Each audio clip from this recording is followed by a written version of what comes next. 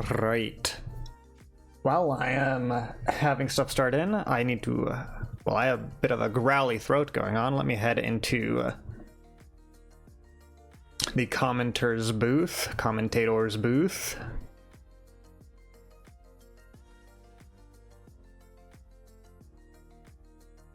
Mostly going to be doing sound and tech checks right now. The bracket will start in about 15 minutes.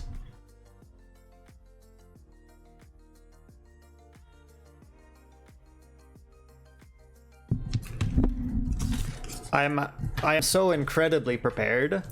I've got throat lozenges even. I've got 2 whole water bottles next to me.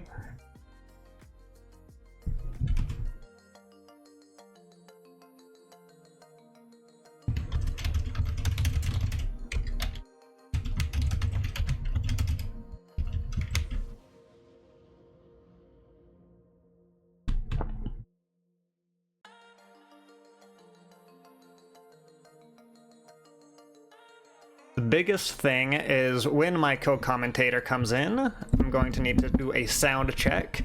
For the tournament, we're not doing timeouts, we're not doing... Well, most of the channel point redeems have gone away. This is unfortunate for those of you who want to spam timeout other people. If you don't know, I usually have a channel point redeem where you can time someone out. Not today, we're focused just on the bracket.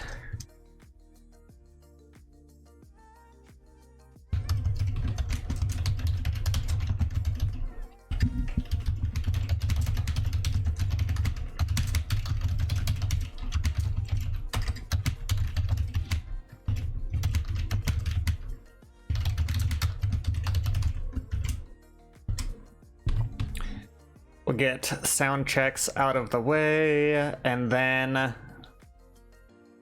once the bracket starts, we're gonna make sure we're checking all of these guys. Once check-ins are over, when we've got a bracket, we're gonna decide. Looks like we're still missing 3 people for checking in. We're gonna decide what the stream matches are. It'll be great.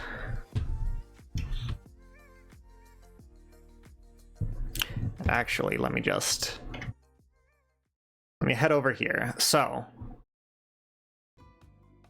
this is gonna be pretty much the screen that we're staying on for most of the, not most of the tournament. Most of the tournament's gonna be in Strive, obviously.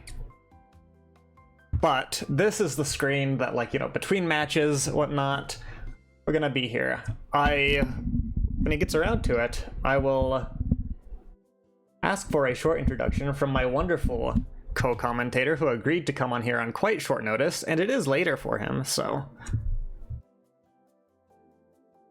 Hello. Hello, speak of the devil! Okay, first things first, I need to see if sound levels are alright. So if anyone is listening to how my voice is versus how Discord is, I don't know, do you have a test phrase or something you want to say for a bit? I could read off a little poem or something. I don't know. I don't have anything available to me, unfortunately. But hey, if I just ramble on like this might do. That should be perfect. We'll just wait, get a little feedback while we're waiting, because I guess I should say that I first met you in your bracket, so that's all I really know about you. So how about a short introduction, kind of basically who you are, what you do, and Strive main. All right. Well, hello. I am Toby Bensobox. Yeah, I'm a fellow streamer like Atticus, who's graciously invited me to this tournament. I'm looking forward to it. I always love me a bit of Strive. I am a Bicon main, a Bicon enjoyer, the British Bicon. Yeah. So I stream. I stream semi-regularly. I try and stream maybe like two or 3 times a week.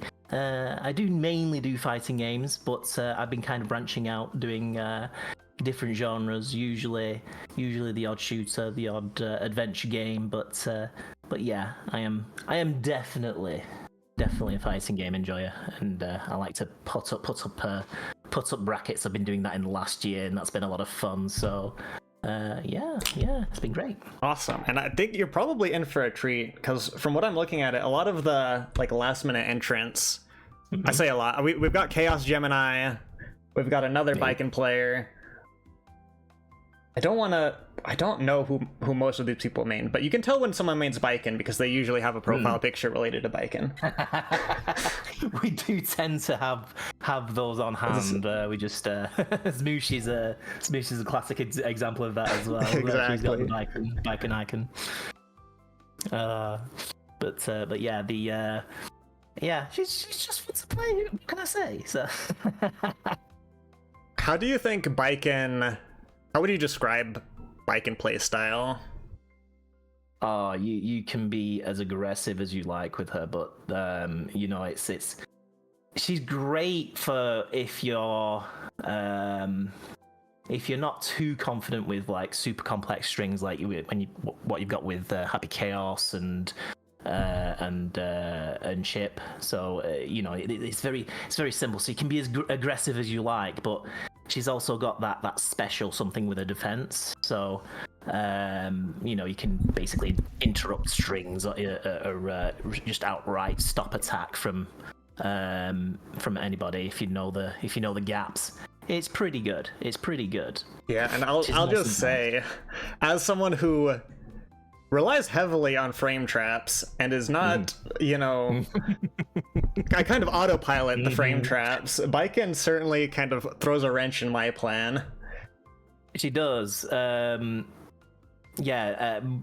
Geo's one of my favorite people to one of my favorite characters to play against, because she does control neutral really good. So whilst Biken can interrupt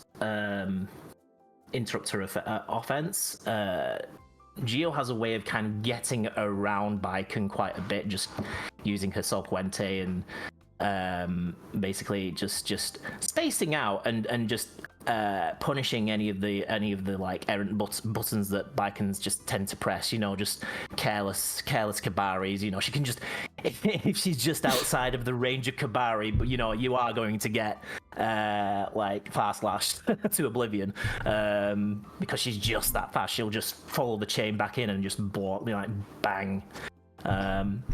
So you have to be on top of the game, on top of your game with Geo. And as somebody who has actually got a kind of a Geo training partner, like on the regular, I mean, we always go, you know, we always go evens. It's always a pendulum, so it's always going back and forth, and it's rare if we get anything that we don't go 0-3. We always like go 2-2, and it's like the last match. It's amazing. I don't have a big sample size for that, but from the Geo side, I also feel similarly, because I think a couple times I fought my Biken training partner is Overlord, who's in this bracket, so we might see a little bit of that. But it always feels like, well, it's one of the matchups. I describe it as it's like balancing a broom on your finger in terms of the round, because I feel like when Biken gets on you, you're dead, but if Geo gets on you, it's the same deal. But I also feel like, I don't know, it's always a coin flip. Oh yeah. Yeah, you can see Biken, just all Biken round or all Geo round. It's it can be volatile as well as like as you know, a balancing acting neutral. It's pretty astounding, and that's why, like I say, that's why I love playing against Geo. It's a lot of fun. Definitely in comparison to my other training partner who plays Potemkin. Oh, is that Ober? Yeah, that is Ober. Okay. Every little Strev community I've seen has the all capitals Potemkin player. Yeah. It's true though, and I do feel for Potemkins. I really do, because they're getting they are unfortunately getting a bad rep, even though I feel that he's not that. I mean, this might be hot take. I don't feel he's that like overpowered. I think he might be overtuned slightly, but I think winning against him perfectly viable. It's just his playstyle is way more frustrating to deal with rather than any more difficult. So I think that's what the biggest problem with him is there. He's kind of got the whole season 1 Happy Chaos vibe going for him now, or early Zato. Well, I even think he's got a little bit of what Slayer had going on in that I think. So realistically, and I am privileged as Geo, I get like a really comfortable neutral, but it's like you don't get a lot of chances to mess up against Potemkin. And it was the same thing with Slayer, where it's like the game plan isn't confusing. There's not a lot of tricks involved, but you can't afford to mess up more than maybe twice if you're lucky. That's what I feel with Slayer. Yeah, that's exactly how I feel with Slayer. And yeah, Slayer's a lot more fun to play against because, like I say, it's a simpler time. You're not panicking. You're not feeling frustrated. You don't feel the heat like boiling up into your into your play style. And it's and I'm saying I have a very comfortable neutral against Slayer. He just absolutely hates //. He just messes up with his playstyle, and that's not even including what you can do with parry against him. He's a lot less frustrating to play against, even though technically he has that same explosive you make a mistake, you die playstyle, so for sure it's just how it is. All right, so just logistical stuff. The bracket is started right now. Please, guys, do not go into your matches until we sort out stream matches. I will ping you if you are on the stream match and make a player room. But just so you know, and I believe the way I set it up, so truth be told, this is the first, maybe the second if you want to count Lockie's beginner's bracket, but the first tournament I'm doing, certainly the first time I'm using Start GG. And we're just gonna see how it goes. I don't think you guys should be able to check into your match until 4 p.m. Eastern. But check-ins have closed. The bracket should be finalizing. I do ask for some patience. This is the MOTHPIT 0. Because I knew it was going to be scuffed, so we're not starting at 1, we're starting at 0, so that when the MOTHPIT 1 comes around... That's how you did it as well? Yeah, I went for a debut bracket, so I just so then if it all goes it all goes wrong, I could say, well, that was number 0, it's good. Right? Okay. I'm trying not to be too biased, because there are some names I recognize, and I don't want to just stream people I recognize. So that's gonna be my that's my challenge. To try and get a good mix of people that I know and people that are maybe new to this. Yeah, because the way I did it was... because it was a small tournament, I could afford to like stream pretty much every match, and then once it got to the bigger one, I thought, wow, there's no way I'm going to be doing that. I had to make the sacrifice and just go, okay, winners brackets, the side that's going to be the streamed bracket, and then losers can play on wherever they'd like. So it's always difficult finding out how best to sort of view and spectate and commentate the matches. Yep, and then just the plan, and again, bracket 0, we get a lot of leeway here. We're gonna try and do 2 streamed matches per winners round up until top 8, and then we'll try and do all the top 8 matches. But I've got the stream matches set. Let me get some pings in the Discord. We're gonna start off with Ramen and Sanzumomo.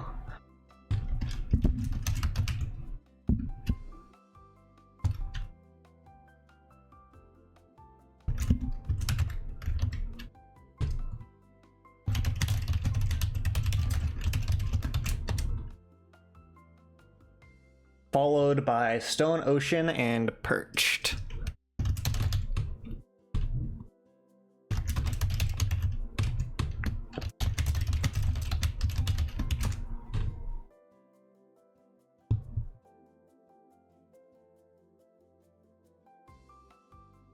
And before I completely forget about it, let me make an actual player room.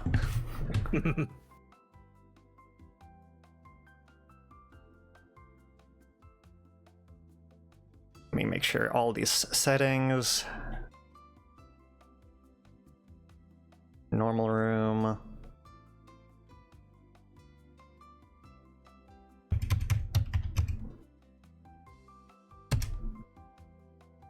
Okay, so I'm going to paste the room code in the stream matches.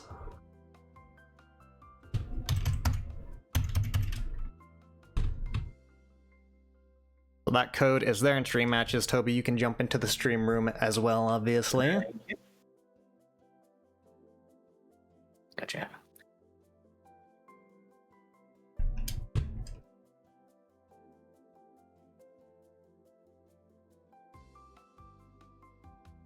In I go.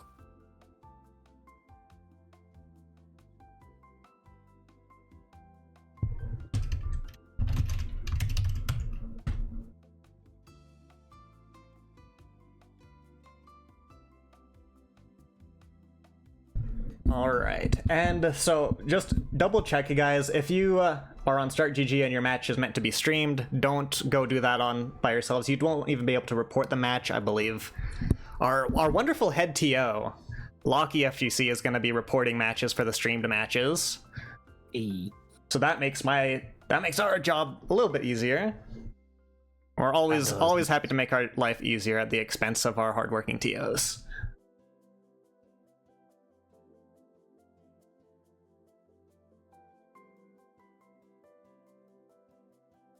Yeah, I shall make sure I get onto spectate match. There we go. All right. So I am, I'm curious as to know how Start GG works in comparison to, say, something like Challenge. Because I've always known. What I've heard, and since starting stuff with Start GG, I've heard everyone tell me that I should have done Challenge instead. Oh no! The idea being Challenge is more user friendly, and really people should only. The idea is you only move over to Start GG when you get like into limitations with Challenge. I get you. So once more sound check thing, guys. I'm gonna switch scenes, and if you can let me know if the game sound is quiet, if the game sound is too much. And just housekeeping as well, once you guys get your streamed match out of the way, please make room in this room for the next people to come in. Don't linger around. I know you might like to spectate in real time, but it just makes it easier on everyone else if you just clear out the player room, get on with your next matches, so on and so forth. Yeah, it does make things easier. I did once make the foolish assumption that having multiple spectators doesn't do a thing. We are getting right in here. All right. Okay, now Viking versus Testament. In the future, because I'm panicking a little bit, I'll get the scoreboard set up, don't worry, but just give me a minute until I give you guys the go-ahead for when you start the match. I believe Ramen is in player one side. So Ramen is the Viking player? Unless I am wrong, which I am known to be. Well, we've got the Irish Testament. So I've heard this opinion. I'm wondering what you think. Everyone likes how Testament looks in this skin. No one I've met likes how the abilities look in this skin. The thing is, I always consider it like Bailey's. it's just a scythe made of Bailey's. Yeah. Irish queen. just get drunk once you get hit by it. All right, it's bloodstream. All right, starting off. All right. Big counter hits. Those Testament routes go on way farther than I think they have any right to at times. And it looks like Jin has a good control of the of long range. That's a great frame kill there. Okay, but this is not where you want to be against Baiken, is the thing. Nope. Positive bonus incoming. Good counter and a great confirm off that. On the cross up. Oh, okay. Ooh, I hate to get hit by it, but I love to watch Baiken's play. Certainly, especially with that when that cross up Yo Zansen hit. Oh Ooh, man! And it counter hits. It hit hard. All right, trapped in the corner. Okay, and we're out of there. Okay, resetting the damage, and this should be a wall break. Easy. Not hard knock. Oh, okay, that was a crazy air grab there. That looks like one on the board for Sanzu. Sanzu is the Baiken. Ah, Sanzu's the Baiken.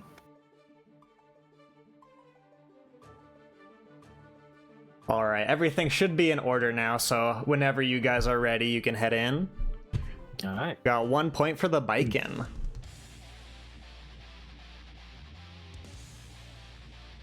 Oh, what a great name to have for a Baiken, Sanzu. In fact, I think that's one of her phrases as a super. Oh, it might be. Not the Arbiter Sign loop. Well, gets caught out by the Wild Assault. Unfortunately, misses the meaty. Okay, and now we've got Tether. Okay. Good use of Roman Cancel to see what Baiken's doing there. It's almost one of the, like, you can RPS out of Baiken Tether, but if you can slow it down and just make it less of a guess.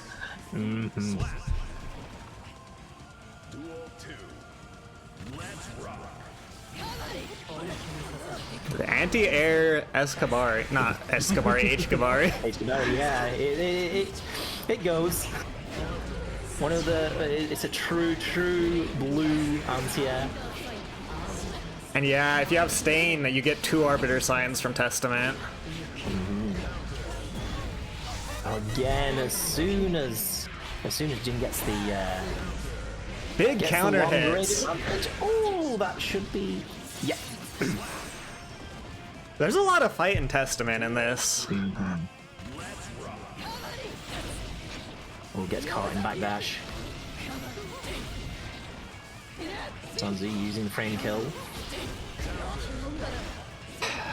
Cross through into, I think that was TK Yozansen. You'd know better. Oh yes, that was an impressive Baiken round.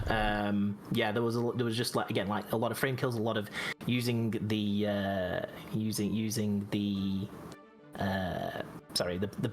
the FD break to alter the fall rate of Baiken to get that Yozansen meteor.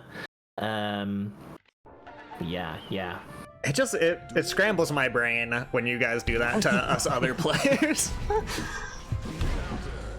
It's so frightening. It's something I'm trying to learn to do a bit more of, to using FD break and like the specific frame kill. All right, using 6K to initiate Stark Throw. What a confirm! I love, again, I hate to get hit by him, but I love how tether combos look. We got hard knockdown, going right into another Escobar. There's a lot of technical ability being shown by Sanzu right here.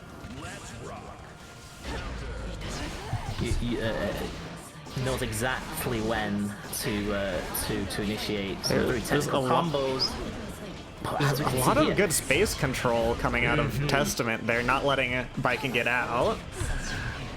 As soon as Testament just gets the gets within the range that they want to be, it's just so hard to get out, and you can see right there, it was very hard for Sanzu to just get out of that situation. It's the sweet spot where I feel like Testament's at their strongest.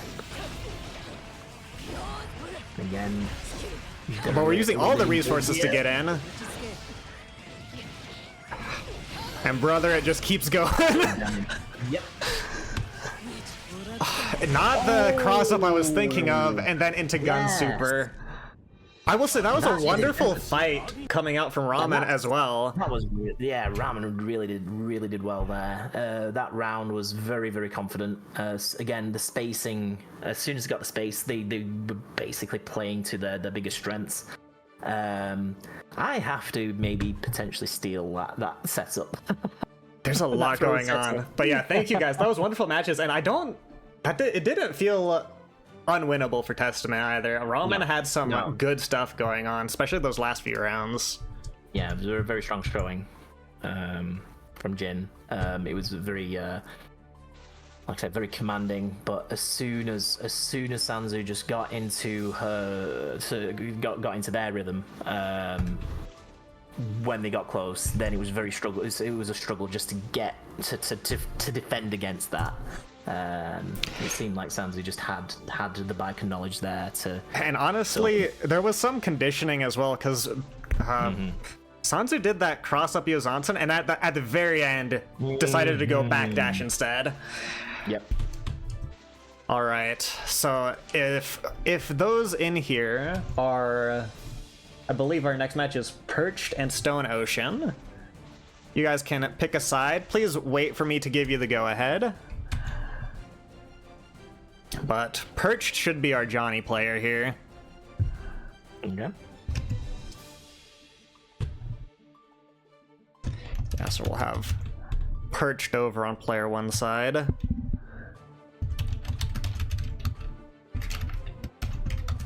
Stone Ocean Man on player two.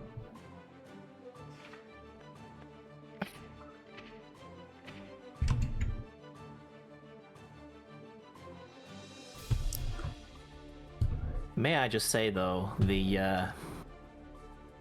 UI you have, the overlay that you have for the scores, they look clean. You don't understand how much I appreciate that. You don't have the context, but I actually did a whole stream where I spent 7.5 hours trying to learn a new program to do that, actually. So I feel vindicated. No, it looks great. All right, and I believe Lockie, you should be reporting the score for that last match. So I believe in you. I trust you. I'm not gonna bother myself with it. You guys can feel free to start at your leisure now, Perched and Stone.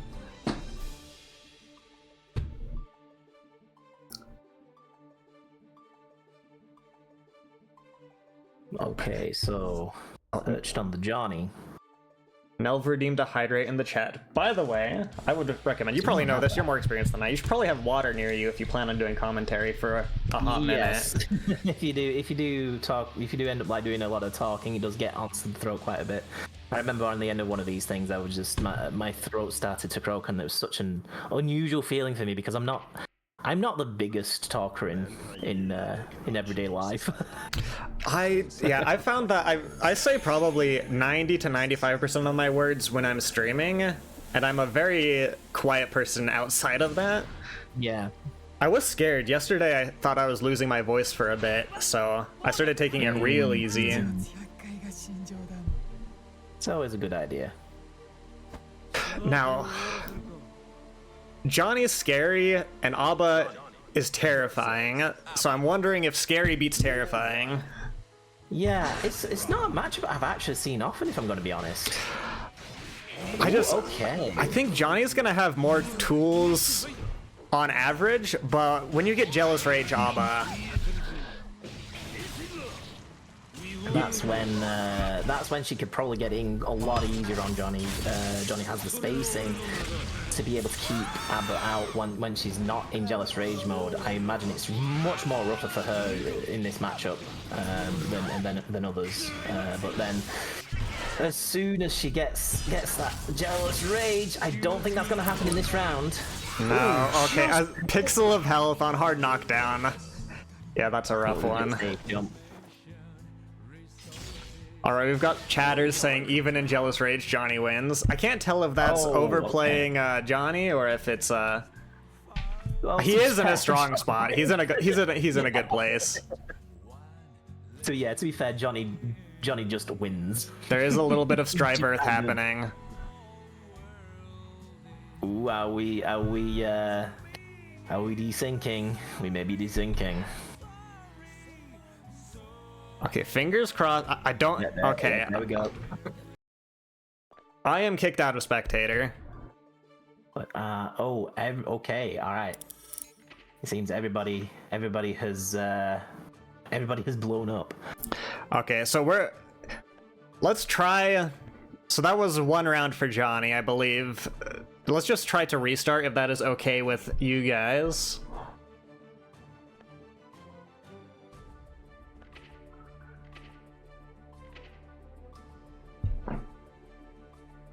If you guys can pick same sides, that is ideal. So admittedly, this may change for future MOTHPIT. We have allowed like Western European players as well as NA players, which I like it because it includes some of the people that don't usually get to play it, but there is also a much higher risk of connection problems. Yeah. This is something that I have to contend with as well, being a European who usually does his work in the unholy hours of the morning. You know, I have a lot of my viewership mostly in the US, but it's just a shame that I can't then include my European viewers so easily. So I try and strike a balance, but yeah, because I open it up to everybody. Because I open my brackets up to everybody, it does just increase that risk of drops. But it's just how it is. If I'm including everyone, I can at least say, well, this is a casual tournament. We don't want anybody like screaming bloody murder if something goes wrong. Yeah, I will say it would be a very different story if there were any cash prize. But this should just be for fun. Yes. All right.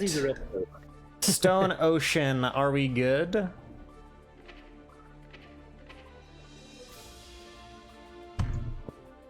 Okay, Locky says they'll give you $1.50 if you win. Oh wow. So, you know, we're getting up there. We have just raised the stakes dramatically. But that's up to Locky's discretion whether or not that gets honored.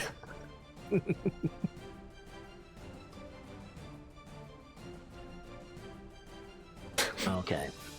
So hopefully no more connection issues.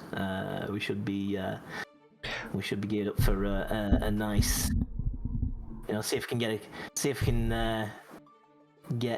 the blood rage. Sorry, not the blood rage. The jealous rage coming from ABBA. I think that's really her only real strength in this battle. But who is it that mentioned? We've got a couple. I think Renzo and Dank both mentioned that Johnny's just really strong here. Yeah, Renzo's saying even in JR, Johnny wins. Yeah, I can believe it, you know, but I imagine the odds are at least evened out a little. Okay, we're hearing invisible person issue. Ooh, okay. Don't see him on the screen. This may be a room or remake situation.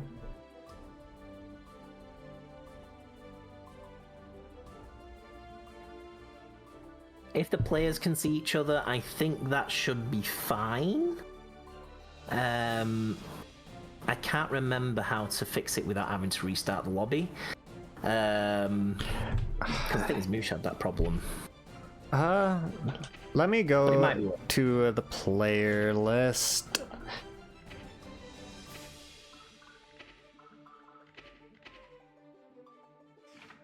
If I kick you guys, right, just because you're stuck on the station. Just re-enter, see if that fixes the issue.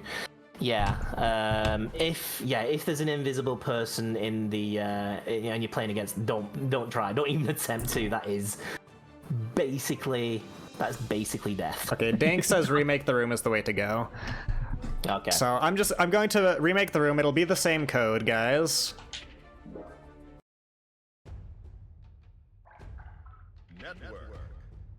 Again, very glad that this is the MOTHPIT 0.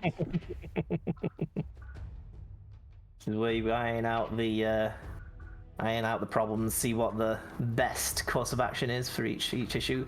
It's good that it happens, because then then you know what to do when number 1 comes around. you can initiate it straight away. I'm just showing the room ID on stream for everyone to see. Please don't join the room unless you're on a stream match. Yeah, luckily Dank's around in chat, and Dank has quite the experience running brackets. Oh, good. Okay, yeah. Help Me 33 is not Stone Ocean nor Perched, so if you don't mind stepping off.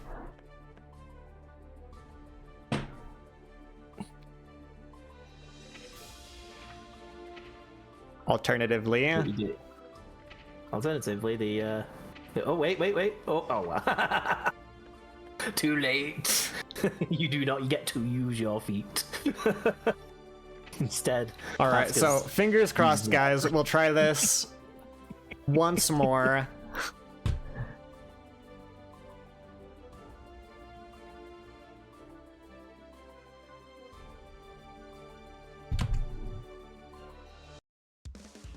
All right, we're in.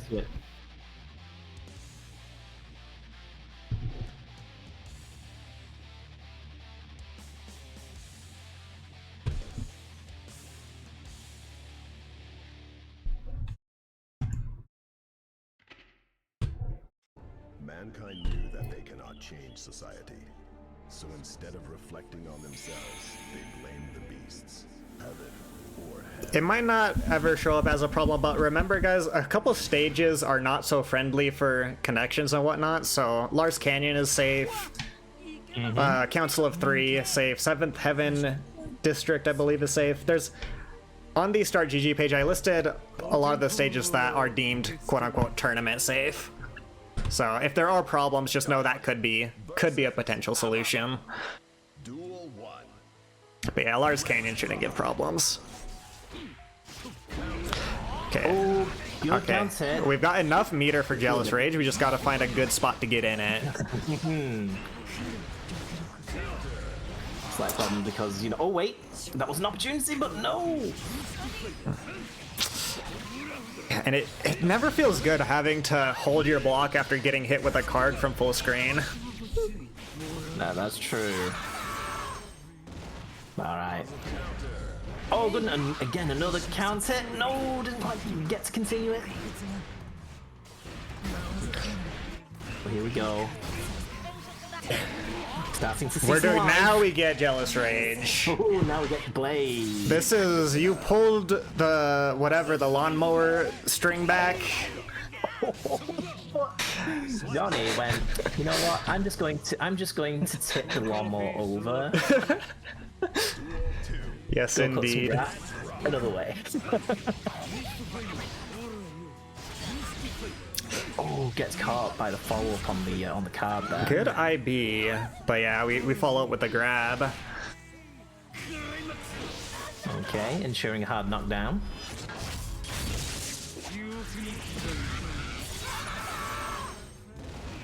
Okay, what's the play here? Manages the safe jump. This should be... Oh! Manages to get the just in time. And you have to burst, there's no chance otherwise. But that'll be first game to Perched.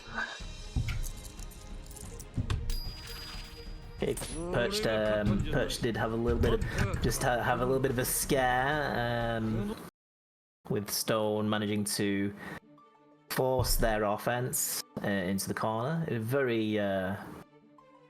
A very strong start from both players, even though we did get the perfect at the end there. I believe Stone has the stones.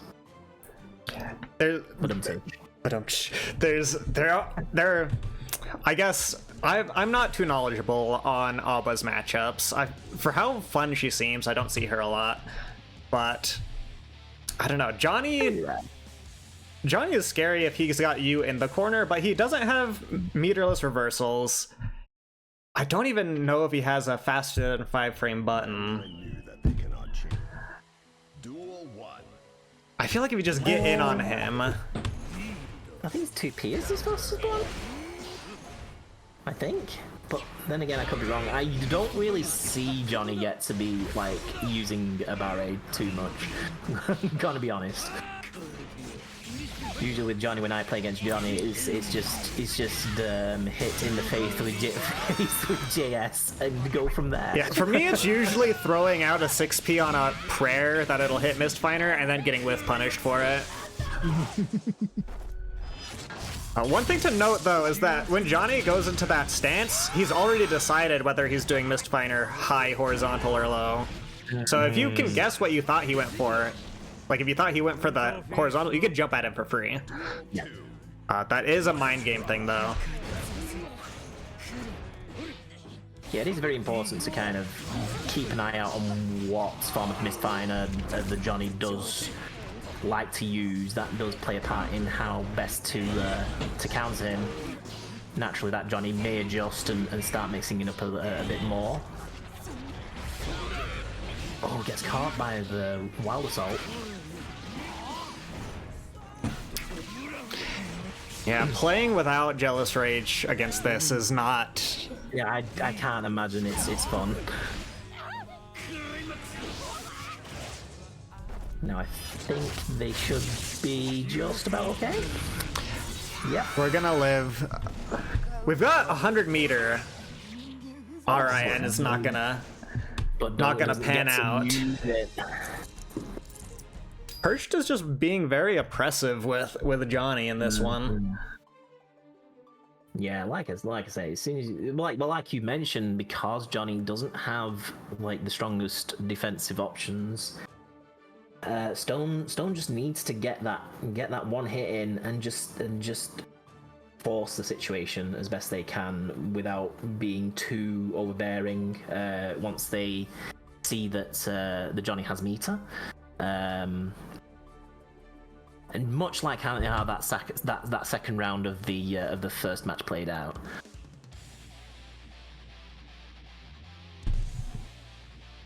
See, that's something that you do get to see often, is that, you know, Johnny does backdash quite a bit as well, so that's something that they can use, but then you can also call that out. So, as you say, it's one big mind game when it comes to Johnny. There's a lot of... I don't know if it's the right word, but like meta strategy against Johnny. Just figure out how your specific Johnny has been playing. Mm-hmm. Another thing of note is Johnny can't dash block. So if you're respecting dash block and you have a way to punish it, that's one thing where, like, he's got unique movement. If you can hit him while he's dashing into you, you can just take your turn back.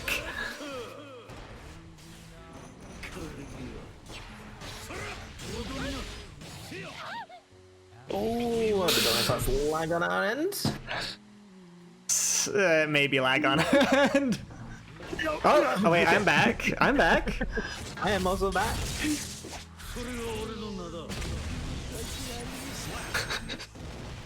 Let's get into the frame by frame, the PowerPoint there. We had the dramatic strike. Just the freeze frame before the hit happens. Okay, this is gonna be wall break. Oh no, sorry. I forget he doesn't tend to like to do wall break using that sequence. Wants to go for the reset instead. Now we get wall. Ooh, wait! I didn't expect that to whiff. Yeah. But again, yeah, It feels awful, but you do have to hold. You have to hold the card explosion. Oh, Good burst. That's our only way out. Ah, that was a shame. All right, I will say good effort. Good effort, but again, didn't get the chance to play your game, unfortunately, Stone. But still, I could tell once you got in, you could basically start to. And if it's any consolation, I play a character considered to be not favorable, but better equipped against Johnny, and perched whoops me very often. I would definitely be in pain. Right. I noticed there, Perch did not do a lot of backdashing. That is one fallacy that I see, like Johnnies, and I think it's newer Johnnies that tend to do this, but they use backdash so much. It's so easy to get just read a backdash off them and then use a long button. So in your case, it'd obviously be dashing at FS, but you know, if I then run in and do 2H, the amount of counter hits I've got off newer Johnnies is quite. And one thing, quite astounding. Sometimes, because Johnny has a decent backdash, sometimes the punish is you have to do either a longer dash than you think or another dash. Mm-hmm. It just feels unnatural sometimes if you're not used to people with such a long backdash. You do the same thing with Sin, in my experience. Let me just get...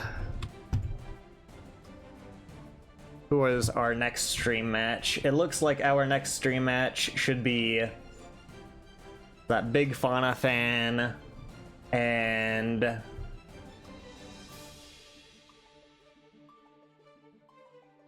Star.GG is lagging for me. Don't you guys love this? There's the advice kicking in there. Switch to challenge.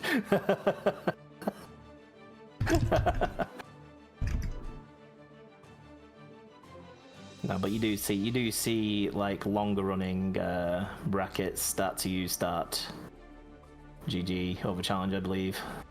So yeah, that does make sense where you say that start just has a few more features. You know, I don't know what those features necessarily are, but you know.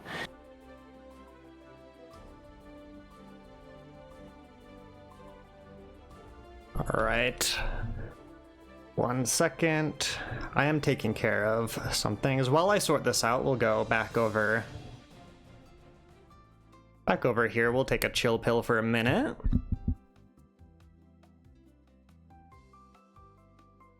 Make sure you get your glasses of water, get your snacks, get your popcorn. I'm just starting.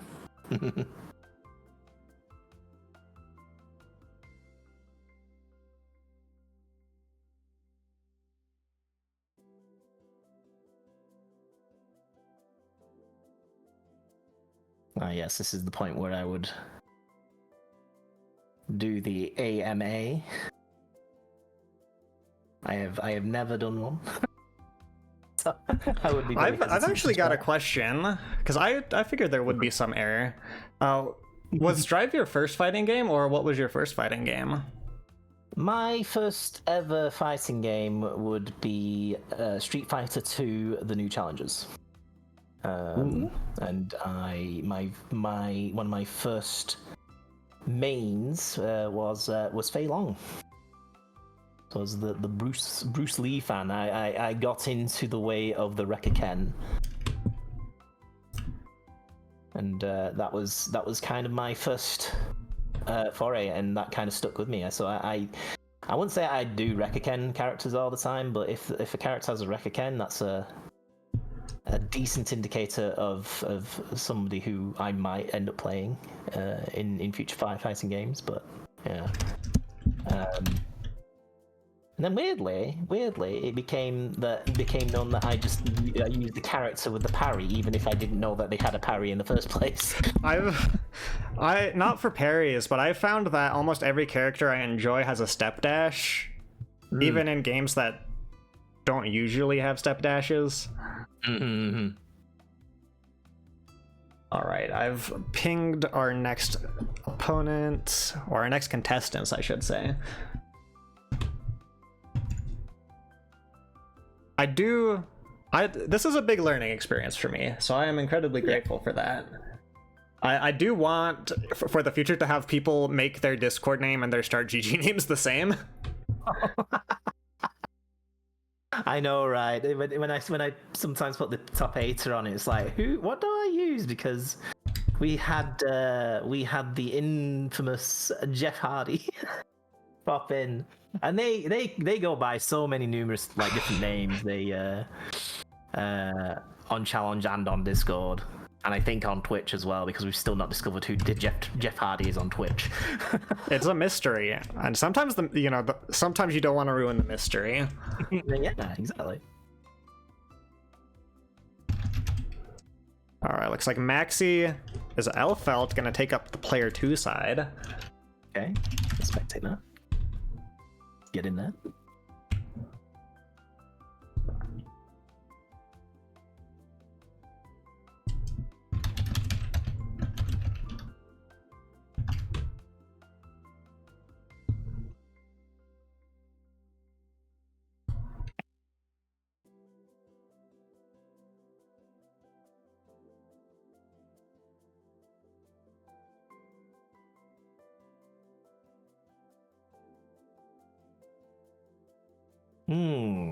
Yes. You know, Elfelt is a character that I've sort of got as a pocket pick. Really? So that's when I first started. Oh, sorry. Go on. Oh no, it's okay. That's interesting to me because I've heard Elfelt players basically describe Baiken as their kryptonite. So to have, your Baiken with a pocket Elfelt. I don't know. Maybe it's like an opposites attract kind of thing. It's a possibility, yeah. I think that's the whole Rekka Ken thing. The Rekka Ken voice talking to me when I play Elfelt. Because I think really she has I think maybe barring Chip, she has sort of the purest form of the Rekka Ken in this game. Okay, so you can't see how wide I am smiling. This is a matchup that I am very acquainted with. I almost, not almost exclusively, but I do first attends with Locky as an Elfelt player. So I do the Geo Elfelt first attend on the regular. So I'm on the edge of my seat. If you want to be, there's some cheeky round starts you can do, or you can play it safe. Either way is fine. Starting off with bomb. Oh, what a sequence! It's really interesting to see Elfelt. They're not afraid to go into the corner themselves. No, because they're gonna get you into Rekka, take it to the other side of the screen, or they're gonna grenade flip out. And this looks one-sided. In my experience, Geo versus Elfelt never looks like a close round, and it's often decided at who gets in first. Yeah, we'll soon see that. Oh, wait, no, hold up. The Great Equalizer is the burst. I like seeing the DP anti-air attempt.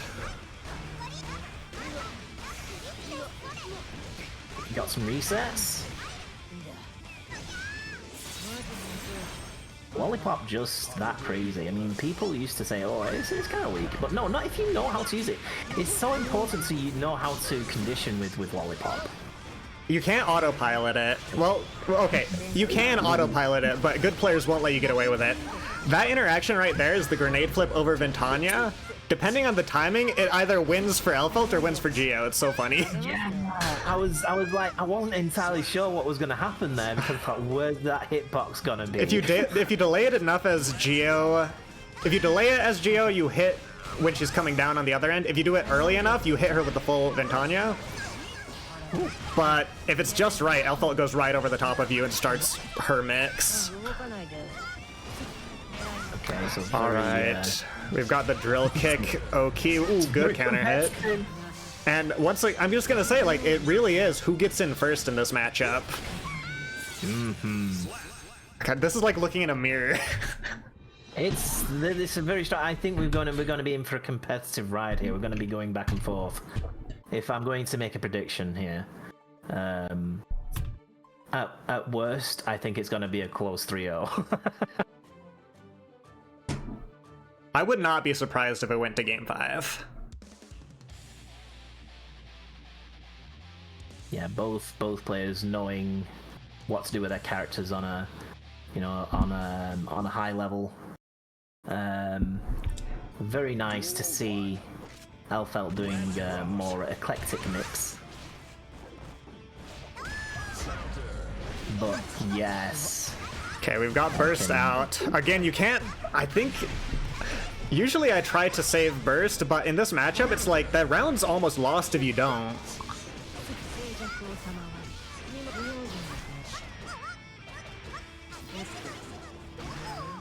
Oh, good YRC, but doesn't work out. I love this Geo. Yeah, Kim's using all of the abilities to kind of stuff out Elfelt's pressure before it even starts. Now again, I've got the sneaking suspicion though, because unless you really did your homework, getting out of Elfelt pressure is still an ordeal. Yes. Oh, that was such a great idea, using the reflect shield and then jumping to anticipate the mix, but didn't quite get the strike off. Oh, there's a throw! Using that PRC to make sure that it didn't actually whiff. All right, we've got a lot of momentum Geo side. Oh yes, we do have the Geo momentum, the trademark. We'll see if Maxi does a little bit of adjustment.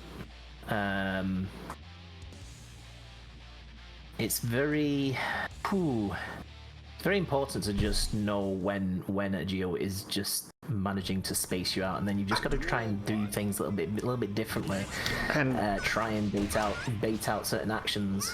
If you can, now these are two characters who. This is stereotyping the player base, but they hate being patient. But I think if you can afford to just make Geo hit a bigger button. Oh, I can see the vision from Maxi, but the reset into the drill kick. Okay, now we've got some grenade mix.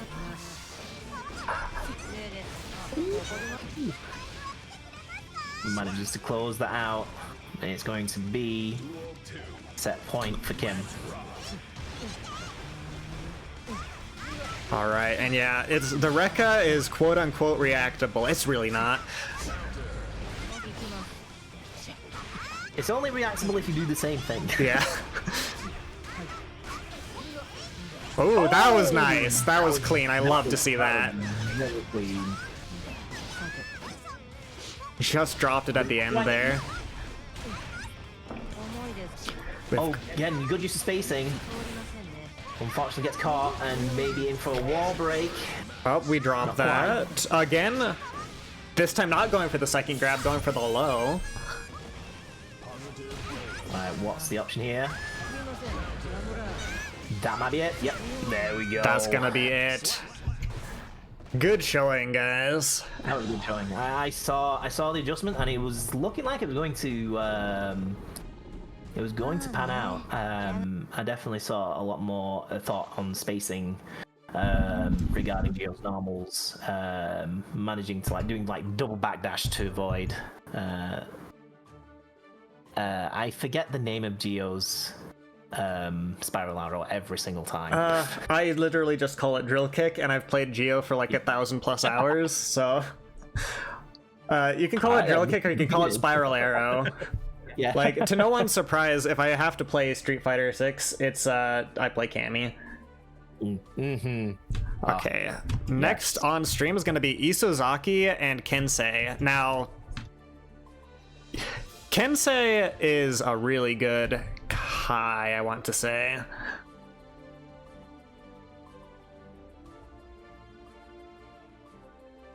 Definitely got the drip there. Got the. Oh, it's not quite kite. It's not quite kite. Ooh, oh, it's soul drip. Soul drip on the Kai. Ooh. Are we going to see color? Are we going to see the soul palette swap Kai? Is that going to be the thing? Then we know we're in danger. They're the most unhinged Kais you could meet.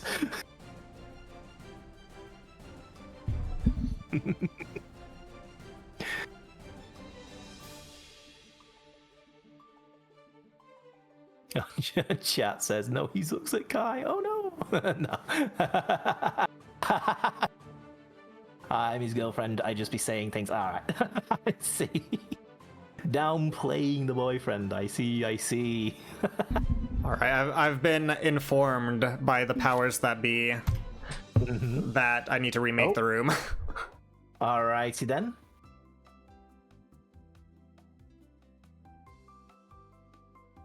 Nothing like a good old room refresh. Strive World. It's the best game with the worst neck. Yeah. There are worse. It could be worse. Yeah. It still could be worse. It's still got, it's really more the lobby structure more than anything, and even then, those were only really started when crossplay ended up like messing things up. Because remember, before Xbox crossplay came about, people didn't quite like how the lobbies were set up, but they were still, they were still very functional. Now they are just a mess. Okay, so we'll just wait. The room is back up. I believe we've got our contestants.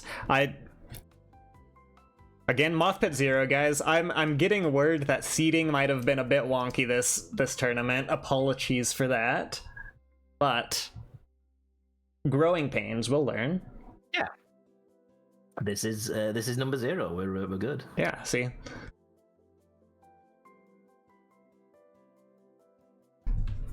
Let's see. Please wait to start, guys. Don't start yet. I just want to see. Should be Kensei on player 1.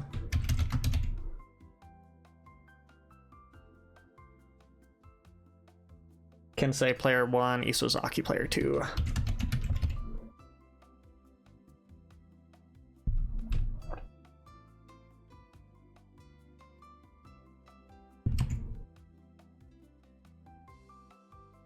Man, I'm sad there's no specifically like fist oriented characters in this game. Yeah, like the closest you can get is Potemkin. Yeah, because then I could make the joke of Kensei Sacred Fist, and that is just kind of showing my age.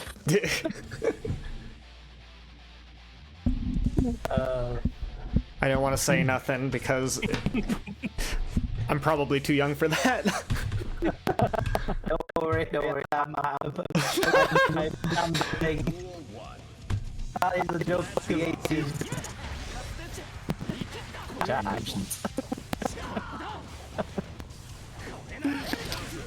Alright. It's a father-son battle, and as suspected, we got the soul colours.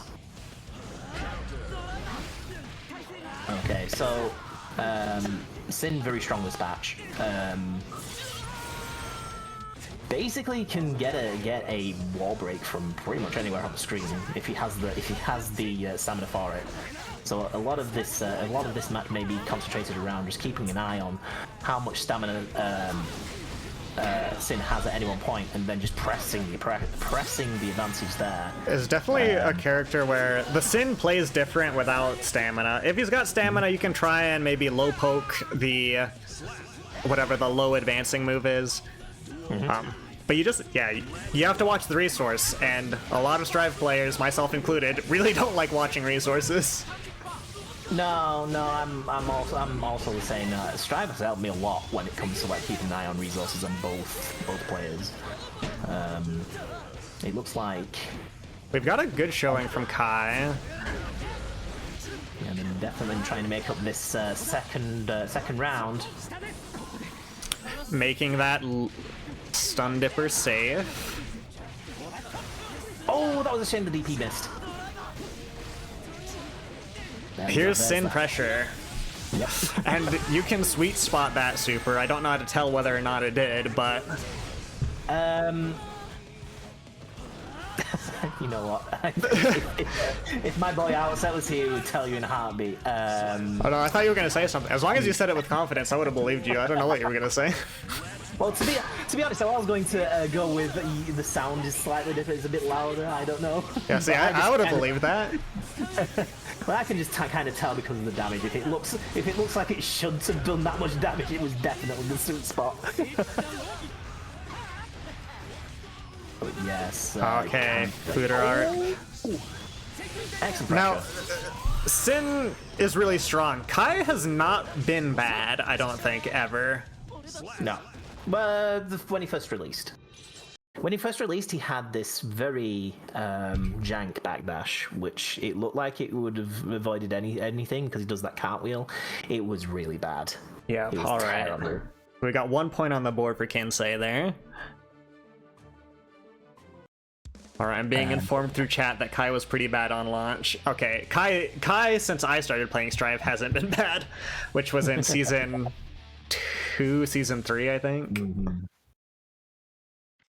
I'm new to the game. Not new.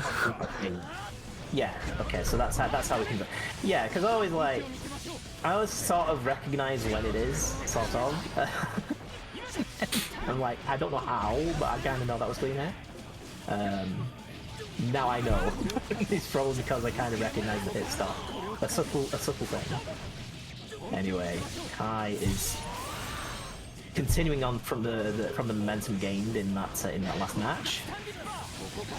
All right, we're continuing with resources. That's probably gonna wall break. Yes, sir. Not enough for a super to close that out, but this is where problems gonna arise.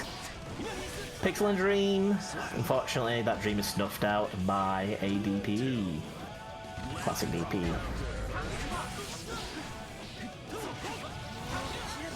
Okay, we're bursting to get out.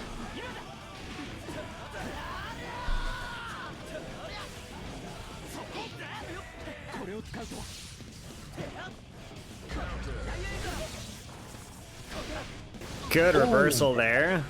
Yeah, nice. We almost got into the Sin pressure. Sin's air buttons, I will just say, give me a lot of trouble. War crime. I cannot count how many times I've been hit by JH. They gave him good buttons. And that might have been sweet. That was a fun round. Now that I know about the hit stop, it's so much more easy to recognize.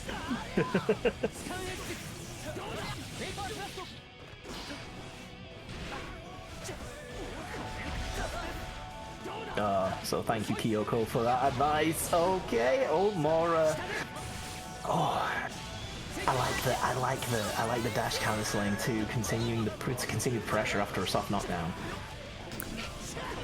Okay, we're holding the defense here. A lot of fundamental knowledge. Okay, yeah, we're getting out of there. We're not taking that. Yep. Excellent. Ooh, and just whiffed the grab. Almost had another turn there. Oof. But it looks like Kensei just has an excellent knowledge of the fundamentals. Plays footsies really well. And yeah, I'm noticing a lot of the subtle FD tech going on, the FD breaking on the ground and whatnot. Just controlling the spacing really well.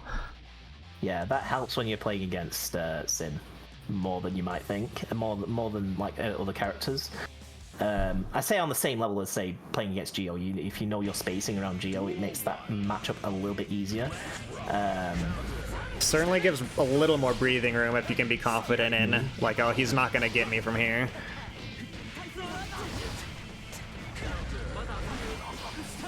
And this, so it's 2 points for Kensei, but these have been really close.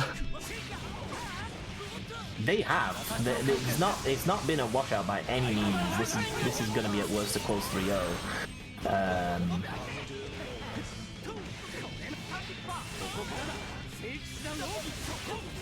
We've just got the combos. Just on them. Just a Kai player would have to tell me if it's optimal, but we've got very good combos. Got a large selection on hand. Again, that FD10. And we're gonna get punished for that. Here's the Sin carry. Oh, we get the reset. There's gonna be a little more damage. There's that hit stop. Yep, there we go. Sweet spot.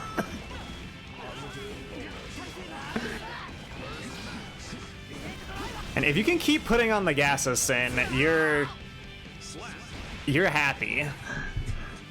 I like the momentum tech there. That's pretty sweet. Trying to snuff out air approaches with those.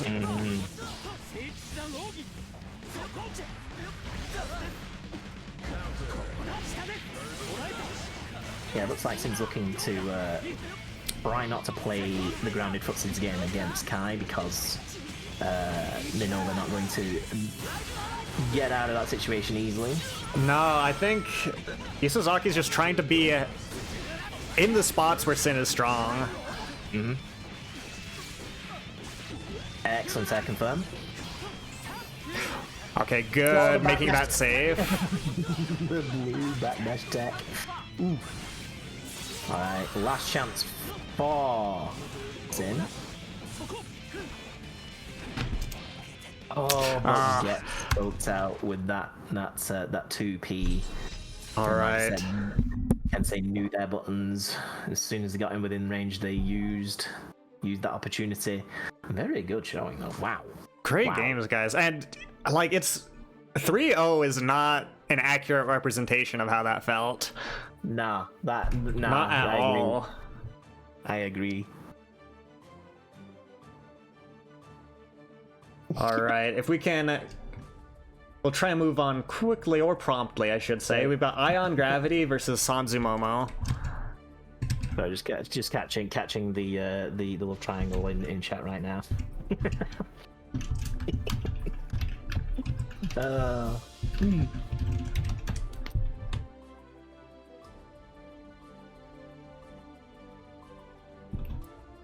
Yeah, very, very strong. As soon as Sin came in onto the damage, that you know, I think that was like 3 Tyrant Raves in that set, maybe 4.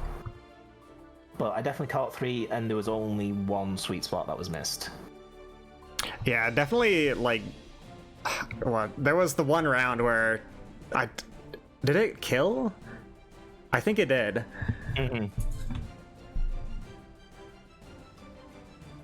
All right, just waiting for Sanzu and Ion Gravity.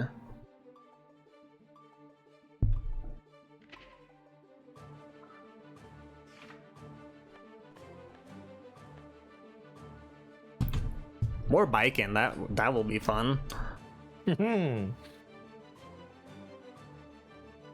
Is that an Asuka? Hold on. I need to see if there's the character swap. Yeah. No, Leo. All right. Magic the Gathering. Give me 1 second, guys. Please don't start. I'm just gonna get you guys set up on the scoreboard. We're going anyway. This is good. This is practice. This is practice. Don't worry. No worries. The typing in. If you can let the intros rock, that would be great. That would help out a lot. All right, safe. We're safe. You'll do that more often than you. All right, both of these characters give Gio a lot of trouble. I'm curious what the matchup is between the two. I found that Baiken has an easier time against Leo. On my personal experience. Interesting. What do you think is the strongest piece of her kit against Leo? Against Leo? Well, of course you got the parry, being able to anticipate the VP, of course, like that. Okay, we do get that flash kick. But it's a lot more devastating for Leo to have to deal with getting caught on a cross up with a throw, for obvious reasons. I'm legitimately curious, do you think getting thrown, because thrown by Baiken you get into tether, you're saying that's scarier than getting thrown into back turn from Leo? See, Speaking of back turn, yeah, when back turn happens, that is a dangerous thing for Baiken for sure, because then she has to deal with the parry as well. Good throw. where? Okay, hold on. No, that was some stuff. That was some sauce. And we're still in back turn. A little scary, especially because Baiken has some long buttons staying in back turn all that time. You can get caught out with 2H very easily, and that's another strength that she has against Leo. It's basically, you know, obviously back turn is a thing from long range, but if he decides to do the guard points, then hold on. Wait, this might be a very fun set. This might very well be. I'm trying to. There we go. Guard point. Okay, here's back turn. Back turn's just, it's something where you have to make a choice, and the only way to lose is to not make a choice. It's like, are you gonna mash? Are you gonna?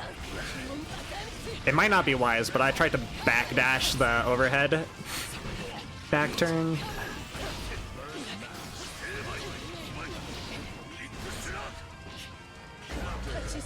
Oh, sounds like getting that hit, but Good work for the Baiken. That was good patience from Leo to not spec, because the obviously anticipated the burst was going to happen. But yeah, unfortunately didn't quite push it out enough to avoid getting close slashed in the end. Okay, and before we get into this next round, I guess while we're getting to it, the Wild Tide FGC just raided with 99 people. Yo! So I'm gonna shout out these guys real quick. Thank you so much.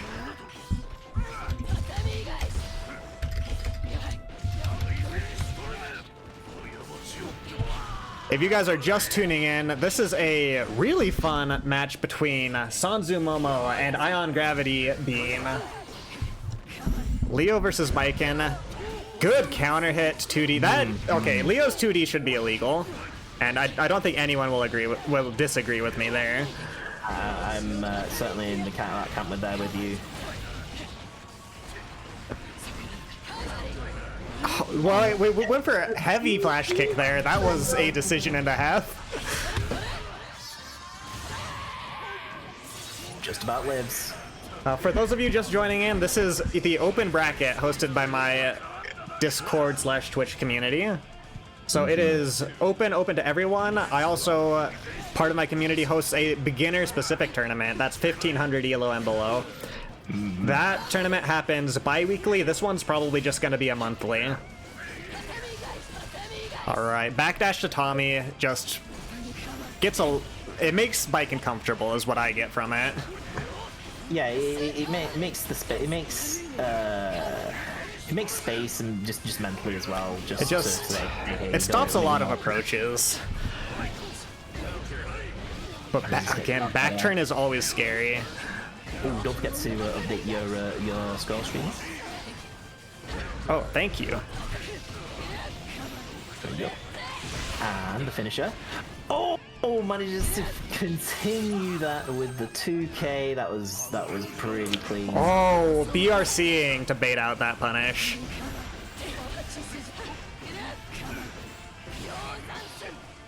Okay. Just to escape with his life.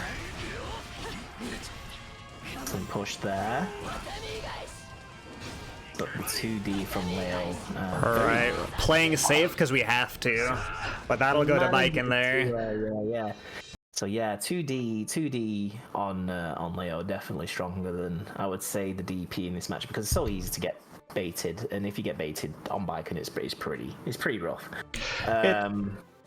There are certain moves like Leo's DP, really every DP, as well as Baiken's parry. Sometimes you just need to have it as a threat more so than actually use it. Yes. Show that you're using it, but only when the other player is comfortable in the belief that you're not going to use it. Then that's where you pull it out. Yeah. No, in my ooh. No, it's almost if you can use the move not as a reversal, but to change the game plan of your opponent is when it gets. I don't know. I feel like that's how it's effective. Oh my god. I blinked. Wrong. Sorry. yeah. Now that was the wall combo. Optimal wall combo from Baiken. Okay, we're gonna go back into back turn. Oh, you can see that Ion's not quite comfortable in using that back turn anymore.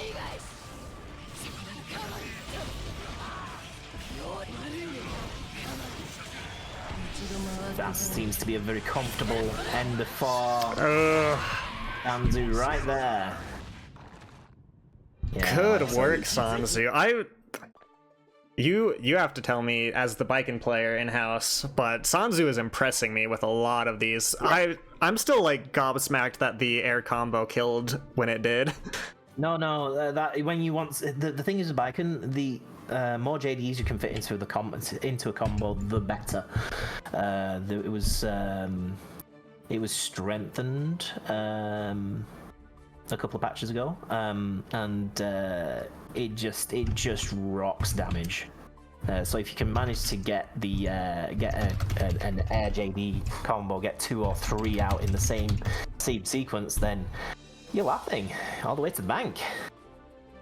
And it happens when Potemkin hits you against the wall and you bounce. It happens when Baiken hits you against the wall and you bounce. It happens when Soul hits you against the wall and bounce. Those moves do like mental damage. Yes, just bouncing in general. The Leo 2S, the 2S sequence, the 2S 5H. All right, now we've got Lai versus Monkey King, and Monkey King playing a character that you don't see a whole lot. Or at least I don't see a whole lot. 1 second, guys. Let me spectate. If you can wait until I give you the go-ahead, that is ideal, but obviously it's not the end of the world if that doesn't happen. Just make sure that all the scores are set up. All right, we should be good to go when you guys are. Yeah, see, again, Ion bringing up another point where it's not favorable for Leo. Projectile's just a bad idea. The fast one you can use if you're clever, if you're careful with it. But if you use slow projectile anywhere in neutral, you just free JS. You know what I mean? And that's just the base decision to go with Baiken to counter that. But enough of that. We get the classic Sin corner carry. We got the food tech. He's still growing. He's been growing for years, and he's still growing. Oh, not quite sweet, but still. Oh lord, he's still in a rough spot.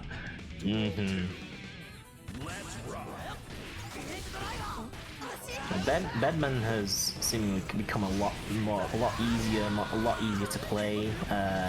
He has tools now, just not the really like significant damage, which I think is the reason why Bedman, of all of the heavy boys, isn't finding themselves up with the big boys club. I think you're absolutely right there. You could play the other big characters and you just get rewarded for hits just a little bit more than you do with Bedman. Not to say there isn't some value to how quirky of a character Bedman is. Oh yeah. Good work, by the way. Monkey King, obviously a very strong player, has the yellow stink lines coming off of him. Absolutely. Got the FD break tech, using air to his advantage. Oh, misses the 6K, but it doesn't matter. He manages to get throw off that.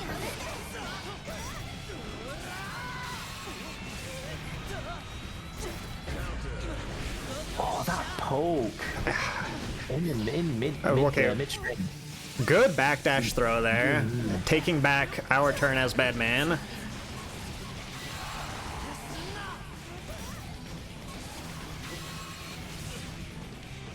Okay, a little bit of zoning from Monkey. We've got 1 bar of stamina. We're going for Ride the Lightning.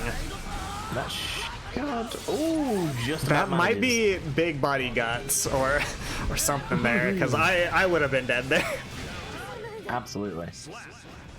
But manages to get that kill. All right, game 1 to lie.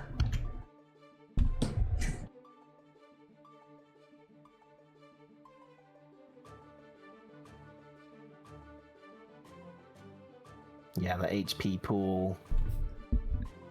Not quite saving him, but did give him another chance. Take all the chances you can get, really, against Sin for sure. If he's getting wall breaks there, here, there, and everywhere. Now, I feel like there's a similar game plan on both sides. Sin feels like it just gets going faster. He obviously starts with the stamina. Bedman has some scary stuff if he gets you in the corner. Yeah. There's jump cancel into another high. You've got to guess for the big. I know it's slow, I know it's reactable, but the overhead hand. That kills? What? Yeah, use that meter, get that kill. That was knowledge from Lie there, knowing that basically cashing out with the meter would get the kill. Very good observation there. Lie showing that he certainly knows his way around this character. I must say that L comp to catch them in the air and still confirm that combo is just pretty sweet. Oh, okay. Grab out that. Now you've got the Bedman corner pressure. This stuff is scary, and you. Unless you have a DP. Yeah. Okay. Alright, we'll just go back to zoning a little bit.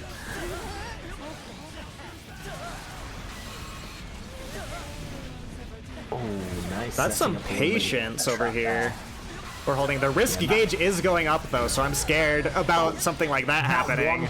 Yeah, that one hit took at least 30% off. Thanks to that risk. The tick throws gonna bring another point for Lie. And just be that scary. He even blasts through Bedman health like it's butter. And probably eats it afterwards. Because, you know, Sin. Yeah. He would probably eat a stick of butter. I don't doubt it. Eat a stick of butter, wash it down with sugar water. So I don't know if... Oh, maybe this is an American. I don't know. If you guys ever had, like, bug juice, was just, like, the most sugary sweet thing you could have as a kid here in America. And I just think it makes up 90% of Sin's diet. Just full of bug juice.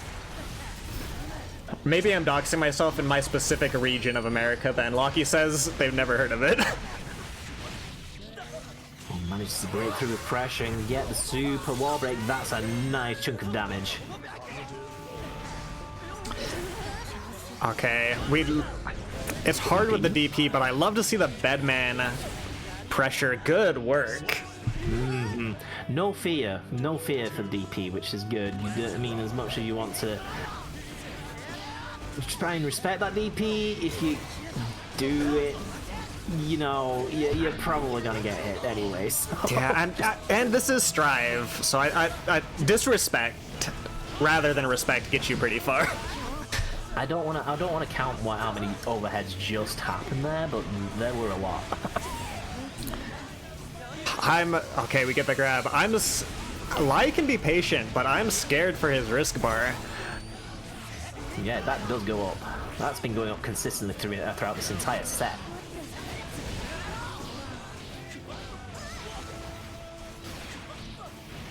Big hit. Do we get... Oh, okay. No, that's a good counter there. I think if they used meter there, they could have got that kill. But we get it anyway. And we get a point on the board for Monkey King. We're not going to go without a fight. Oh, the signs of life. There's still a spark down in there. Yeah, Bedman's woken up. Pun intended. I'm sorry, chat. Okay, apparently there was one person in my Twitch chat that said something that alludes to the fact that bug juice is real. It may be a Midwest thing in America specifically. Oh, I think they discontinued it because it was probably very bad for you. You can't fight it anymore. I can't fight it anymore, I should say. No. Apologies talking about sugary drinks. We've got a match to talk about. I will withhold my conversations about Vinto, our UK equivalent.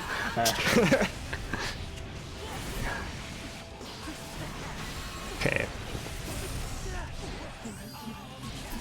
Oh, and we're using all the resources to keep that going. Oh, he is woken up. That was some strong air game. We're confirming these jump-ins into some pretty good pressure strings afterwards. I would definitely argue that Bedman is the strongest air character in game. You get the air movement to mess with people, and you get a lot of really good buttons. Oh my god, the burst bait. Okay, we just needed some time to get the ball rolling. Continue that combo. That was sick. And there we go. That was a commanding second match from Monkey King. It seems like something just clicked. Oh yeah, they went, okay, I will use these 2 matches to download. I will give you these 2 matches. Give me all of your tech. Give me all of your responses, your habits, and then I will use them. Roll into the freight train. But this is the first game 5 of our stream sets. Reverse sweep, very possible, but you know, again, Lai has got the knowledge on Sin. Very capable of switching this around now that they've seen what things that Bedman can do. I think both players know what's riding, because this is the most cautious I've seen them play the game so far. Just really wanting to avoid getting stuck in either character's pressure. It's interesting because Lai seems to be wanting to press the situation, even though Monkey is in the danger zone. Alright, well, and here's where Sin is happy. Okay, gonna take the burst. Go straight in with an air dash JH. Like I said, now that Lai has seen what Bedman can do, they're very cautious about getting into that situation. Ooh. Uses the DP to get themselves onto set point. Let's see if Monkey King will reverse that, get it down to We're a Shin final still situation. taking great advantage of the fact that we've got projectiles and Sin does not.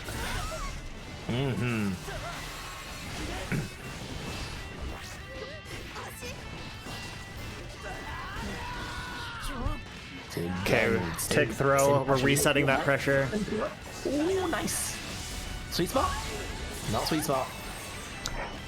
It will be hard knockdown though. You still scary. Oh, didn't use the. Oh! And that'll be it. Oh my god, guys, that was such a fun set. That was a really good set. Nice. But that'll go Really 3-2 in Lai's favor. Lai will be moving on to a top 8 immediately, but these have been winner rounds, so it's not like the loser's knocked out immediately. We've still got a chance. You've still got the run. Get the loser's run. You get it clean, you get a chance. All the grand right. finals. And as we're waiting for the final few matches to get into top 8, I'm gonna take 5. Toby, if you need to take a break or get water or anything, I'm gonna be back at like whatever the 25 minutes past the hour is when I'll be back, but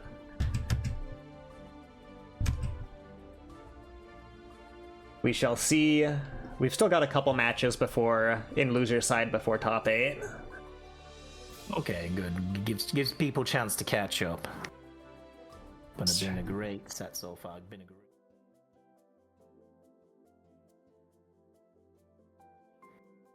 Really exciting matches that have been going on. Been great to talk about. Lots to talk about. It's always a worry. It's, you know, if you get dry gameplay, it's sometimes hard to really kind of spice that up. But yeah, luckily with Strive, the gameplay oftentimes isn't dry. I have found. Yeah, it's not like that the times in Street Fighter V where it's got a Guile versus Guile matchup. Sonic boom, Sonic boom, Sonic boom. No, yeah, I've heard from several people that their brain just isn't quiet enough to play the Street Fighter game sometimes, and it is a slower game. Yeah. Thankfully, 6 doesn't have that problem with Guile, but still, I remember the days on 5. Anyway.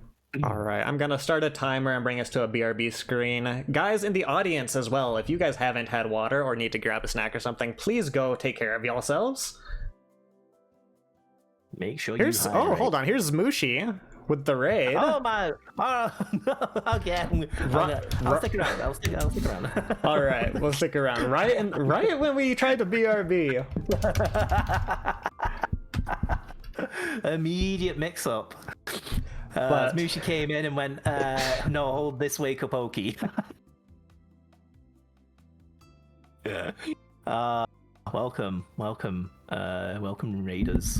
Here, we'll just sit around here for a little bit, I guess. Just a little bit, just a little chill. How was your streams, Mushi? How did it go? I think I saw you on Grand Blue at the end. I don't know if you started on Grand Blue or if it was just the end. I was in there earlier, and I have actually convinced Zmushi to enjoy potato. Potato now I'm unfamiliar with Grand Blue. Is there a character in Grand Blue named Potato? No, that is just my my endearing nickname for Charlotta. Nice. But yeah. Just doing Grand Blue. Yeah, I was seeing the cooking using Narmaya. Zmushi is being a Narmaya main more than anything, and yeah, she was looking like she was learning a good ton. It was a shame I couldn't quite catch the rest of the matches, but everyone just calls the gremlin potatoes. Look, if the name sticks, then that's the name. The name. It's potato with a crown. I actually created an image of a blender with a crown with Charlotte's crown on it. That's also another good descriptor.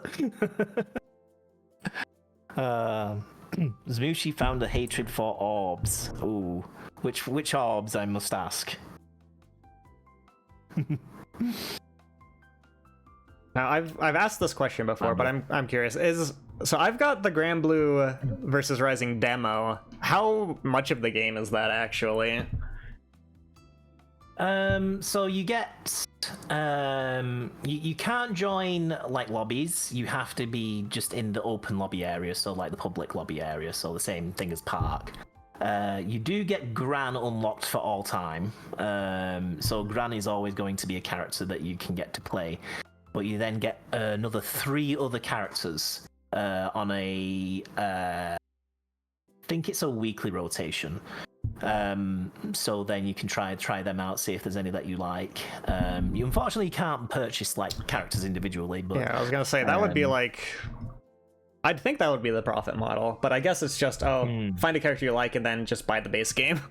Yes, yeah. It's basically. I would consider it more of an extended demo than it is an actual free version. And it's a good one. It's a good extended demo. It's a really good extended demo. But I wouldn't call it like something like a free version unless you had that exact model in there.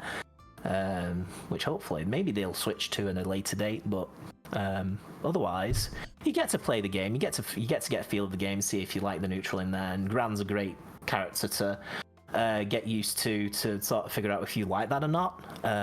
So I'd definitely give it a trial if you haven't already. Definitely plays different to Strive for sure. And if you weren't quite certain about Street Fighter 6, but you wanted something that was a bit more neutral oriented, then Grand Blue could be the one to go for. Maybe aside from City of Wolves that's coming out, but that's another story. I had a lot of fun with the open beta for that game. Oh yeah, I did too. I was really liking it. I wasn't sure at first because it was a little bit. Oh yeah, I forgot. You don't really get to start in like combos super quick unless you do the Red XLs. But then I'm like, oh wait, I can see the sauce. And it was like, yeah, I was enjoying it by the end. Who'd you end up picking up for that open beta? I was a Genet main. I was gonna say Perry. Yeah, who'd have thunk? So yeah, I was playing that in. I was playing her in Mark of the Wolves long before City of Wolves. Again, chat, I am old. I am positively ancient. So no, I was familiar with Jeanette for a while. So I picked her up at first, but then I started really quite enjoying Preacher as well. She had the, again, that boils down to the whole Wrecker thing. So yeah, I kind of started enjoying Preacher, and I kind of like the visual style. Her voice is a little bit grating. Some of the voice lines are a little bit grating, but I can live with that. I kind of like the character in general. Old British man. Wise. Oh, thank you. If I'm going to be old, I may as well be wise sometimes. You'd hope. All right, I am going to put a timer on. I'm going to go actually use the restroom and do what I said I was going to do. Yeah. Your voice will still be heard, hopefully, unless I mess something up. But we'll be back at the half-hour mark, and we'll see if the matches have got on to top 8. We'll do top 8. It looks like it'll be like 10 matches, 11 if we get Grand Final reset, so it'll be a minute. But should be fun. I'm very excited. That was a great set that we just watched. That was brilliant. That was an excellent close set. And really shows off what Bed can do. All right. Now, for real, I will be right back. See you later. Anyway, chat. Okay, I'm gonna get it over with. I'm going to get and do my very, very first AMA. oh, am I gonna regret this? So yeah, ask me anything. See what comes up. And I'll have a little mini break. I will grab a drink when Atticus comes back.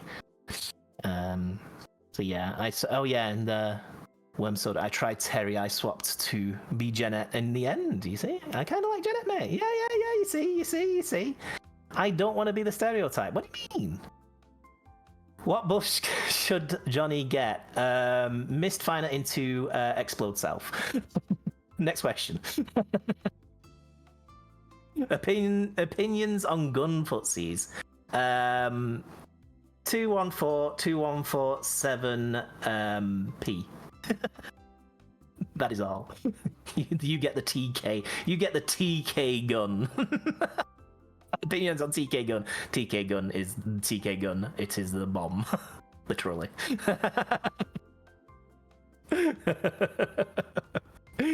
Give Johnny his coin levels back. It's strange that because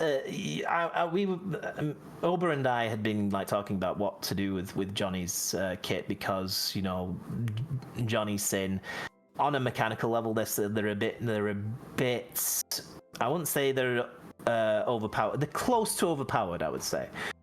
And one of the things that was said was, well, why, because card pressure is so overbearing, why not just limit the cards to a degree? So that's a possibility. That's something that could work. Because Johnny's still fairly decently strong and neutral without the cards, but it gives people the chance to sort of work on his weaknesses with his stop dash and whatnot.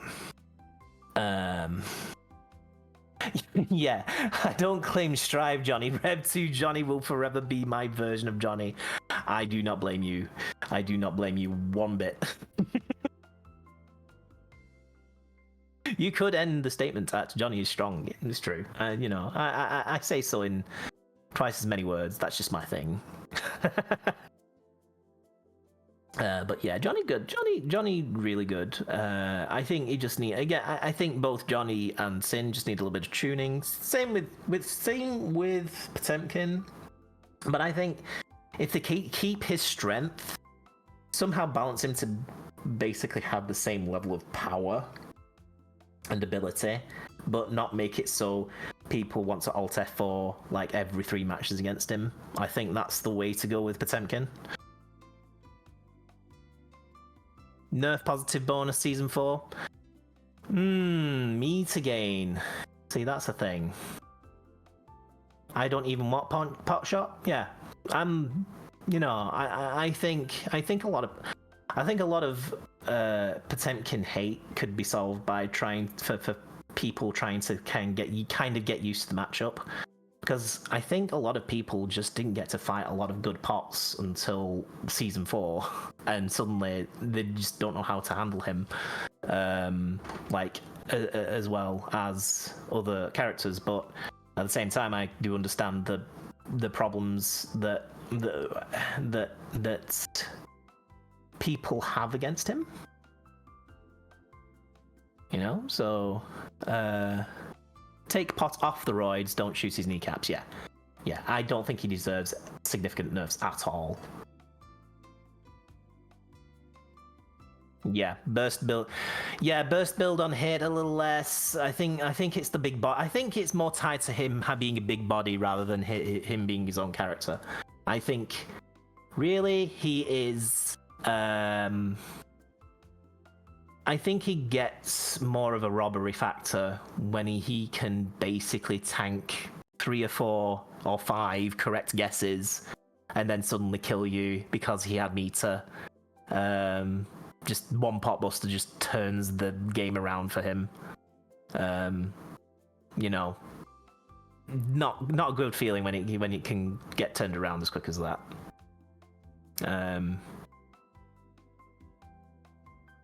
Let's see. Almost getting to fair. Yeah. I need my defensive mechanics. I hate brain dead defense that all these new FGs have. I think that's why maybe you'd certainly like City of Wolves, because that has a chunk of defensive maneuvers. You've got the just defend. You've got the advancing block there. You have the rev blow. Just a lot of things. That's just a handful of things that you can do, which is nice. All right, I have returned. Hello. As you might guess, the ask me anything turned into a conversation about Potemkin. as it is destined. As it was destined. I have spread the word that Potemkin may not need. I think he does get a bad rep. I don't think he needs I just needs a little tuning. That's it. Just a little tuning. Little a few pillows on his fist. Still hit hard, but maybe not as painful. Maybe give people another half turn. Yeah. All right, I'm gonna get this bracket started for top 8. So this is exciting to me. This is the final stretch of the tournament. We've got a lot of strong players here on this side, obviously. Mm-hmm. We're gonna start with everyone loves her, Baiken. We got Sanzumomo and Big Fauna Fan. Sanzu being really strong, very oh, hello. Oh, that's me messing up. Hold on. Now, again, wait, don't do anything. Hold. Hold. Hold. When he dies. I don't have y'all on the scoreboard yet. Yeah, so Sanzu looking particularly strong with Baiken. A lot of tech that you see in the higher celestial like the higher celestial bracket for sure. Just a lot of different mix-ups and a lot of dash counts, a lot of speed. You gotta appreciate a Baiken that somehow breaks the stereotype of being slow, methodical with the offense, but instead just opts for all-out unhinged. The less hinged, the scarier, certainly. All right, on my end, I am set up. You guys are good to go whenever. Much appreciated, guys. I have Baiken training partners. I do the Baiken Geo matchup quite often. If you're comfortable with DP inputs, JS from Baiken is a scary button, but Geo's DP will destroy that. Yes. Yeah. Mankind knew that they cannot change society. Yeah, somebody has, like, say, I have also got the we seem to have both the same sort of training situation. Do you play with Fani a lot, or is there another Geo? I do. I play. It's funny that I play Yeah, against a lot. Fani's so good. I need to watch more of Fani playing and steal some stuff. Okay, you love the parry. Yeah, there's the exploiting of certain gaps. And there's DP hitting an air button. Okay. Kind of shimmying, kind of. If that's me, I'm thinking I'm playing around, is she gonna parry and give me a full counter hit combo? Oh, manages to delay the pass through to make that situation very meaty. Big 2D.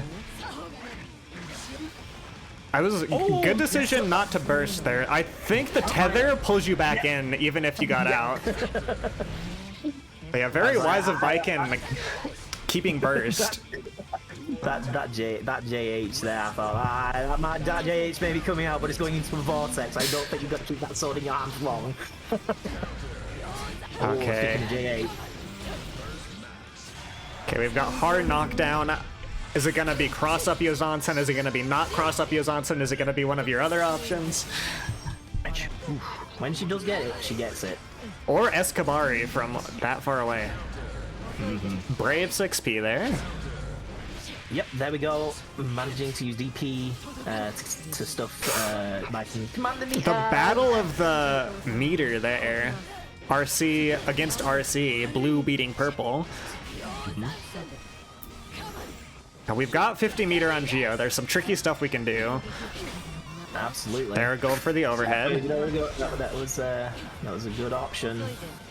Just patience. Like, unfortunately, without meter, Geo doesn't have that high-low that other characters have.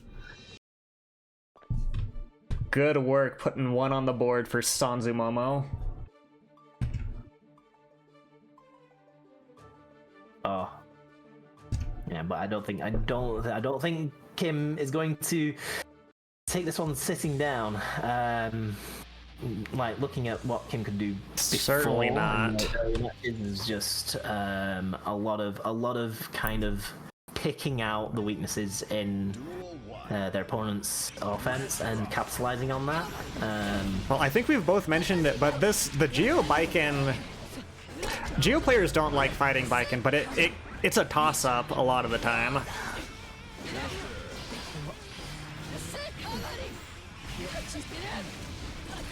This air combo! It almost happened again.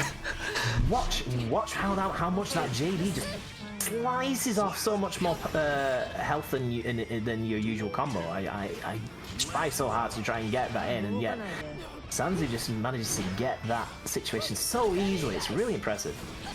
All right. Okay. I like Geo playing neutral against Baiken.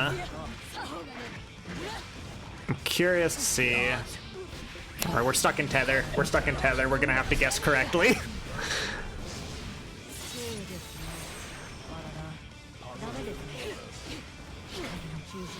Good overhead there. Trying to keep the pressure, trying to frame trap there a little bit. Just vary out the timing, hope she presses. Good hit there. Capitalize on it. And we made the burst. We're not going down without a fight. That is my Geo. I love that one. When you flip kick and hit her behind you, I love that. That was art. I was worried about that. I was like, I know Geos will kill off that. It's just so stressful to see if it happens though. Okay, we're picking up this combo. R/Slash, really good at catching people running away from you as Geo.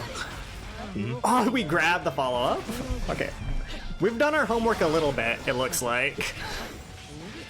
Knows how to grab, deal with Soap Wednesday.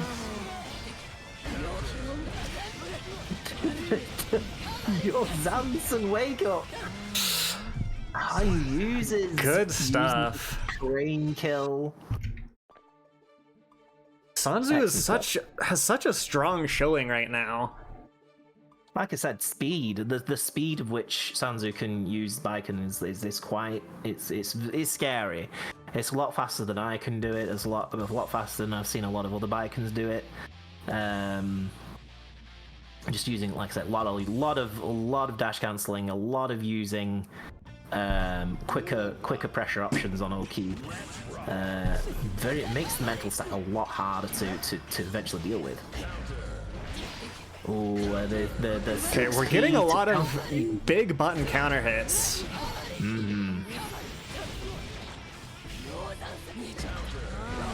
All right, we're not taking that. We're bursting out of that. Agreed. Okay, I need to mention Sanzu Momo has teched so many of these grabs. I think not to put moves in Geo's head, but doing a little bit of FD breaking just to bait out a tech. I would love to see that. I also love all of these RC cancels for the overheads. And it's looking like Sanzu's kind of catching when anti-air 2D. Here we go, big damage. There we go. Okay. Anti-air button. Oh, looking good. All right. Your streamer may have geo bias. Apologies, Overlord. That's why my co-commentators got Baiken bias to even it out. That will kill. That will kill. Wisely keeping burst for. Well, I'd say that. Keeping most of the burst for the situation. Ooh, the neutral skip of doom. That is an option to Escabari. Now, it's not. If Baiken hits you with, I think, your jab, you can't do that, but man, does it feel good to get counter hit 5H when you're tethered. Okay. Another 2D. Now, Sanzu has the advantage of having 2 more games after this, at least. True. Well, I say at most. They might not need it. This looks like it's gonna be a big hitter. This carries. We've got 100 meter. We're gonna use some of it to get away. Oh, no one gets caught. Sanzu, you are on a mission. Now, I love Geo, and that was good watching. Yeah, that was what I would say was the close 3-0. That was the close 3-0 there. I saw like a definite momentum switch on that third match. Could have gone either way there. Definitely, Kim was finding situations where they could pressure Sanzu's Baiken and then starts to get very commanding, getting those big combos off. Now, very important. What I'm happy about, because we're still on winner's side, that means Kim can come back and bring Gio back and turn those close rounds into close rounds that she wins. Yes. Okay. We have... Next match should be Kensei and Lai. Let me see if I got you guys on the right sides. Lai player 2, Kensei player 1. The dad versus boy. Dad versus son. Hey, we've seen this before, huh? We have. All right, and whenever you guys are ready, everything is set up on my end. Let's make this a good one. I'm excited.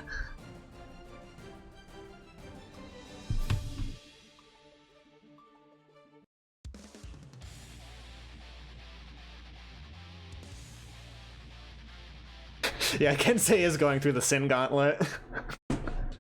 Just a little, yeah. This is the second Kai in a row. Sorry, Sin in a row.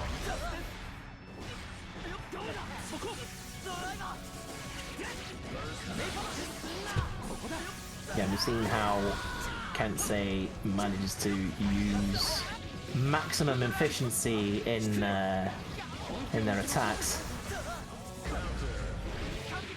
Again, we saw from Kensei. Kensei's really good at the spacing.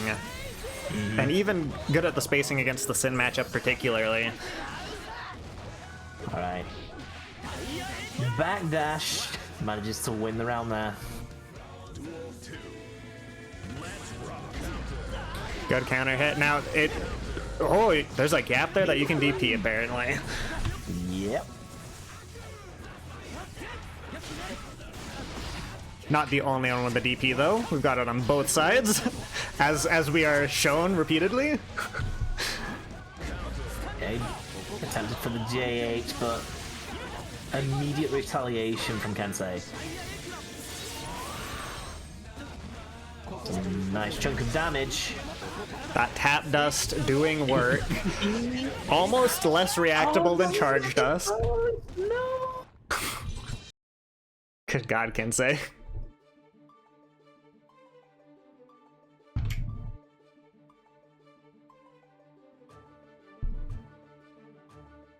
All right, 1 point on the board for Kai Kisk. Yeah, you can see the 4,000 plus levels of experience in Kai here. It's just he's piloting Kai so well. Very clean, not very many mistakes. That's not to say Lai hasn't been getting the damage in. I feel like for this set, we've yet to see Lai get that dreaded pressure sequence that every Sin player wants to get.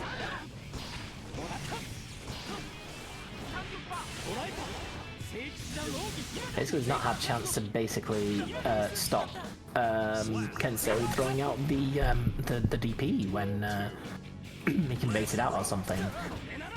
He's just not had as many opportunities to do that. No, we are catching the backdash. Okay. Trying to put Kensei a little bit on the back foot. I think you're right. If we can get a DP baited out, something like that.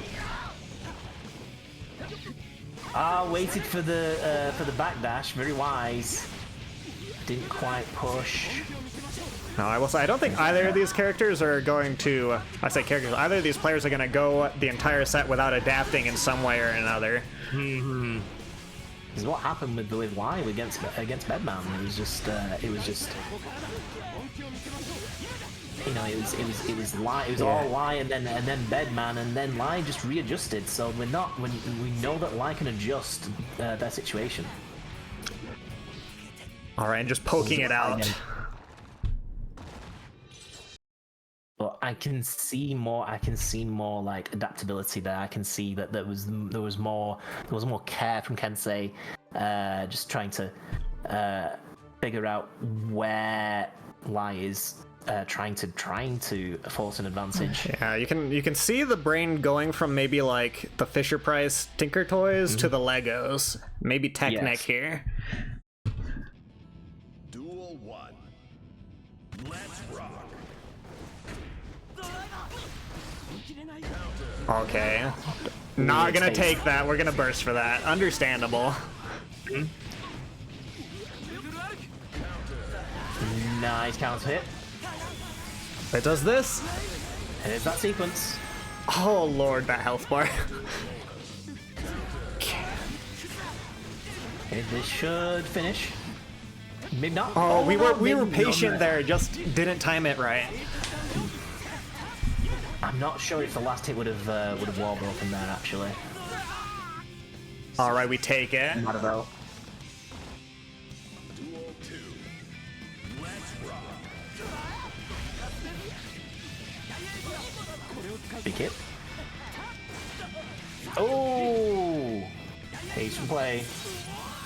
Manages to get a wall break there.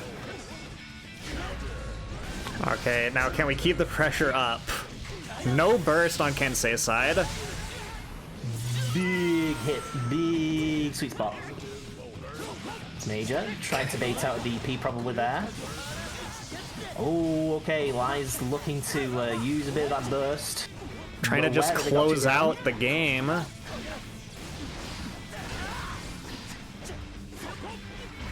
Lai will be looking to try and at least get the burst. Okay, no more burst for Kensei. We've got 100 meter on Sin. This might be it. Doesn't matter. That is it. Oh my god, that was beautiful. That was a that was like a clutch sweet spot there. I don't think the non-sweet spot version would have killed actually. I think. I may be wrong. I'm not a It Sin would have been player. close. Well, Sin players in chat? actually, I know less about Sin than most people. Yeah. All I know is that I'm glad that we've got a game 4. Yes. We see the cogs turning. What a 2K to stuff out direct clap. Oh, sorry, one wasn't 2K, that was 2S. I saw his foot sticking out. Like, I instantly thought 2K. Okay, stuck in the corner in this pressure for a little bit. Oh, waited for that whiff punish and just couldn't get it out.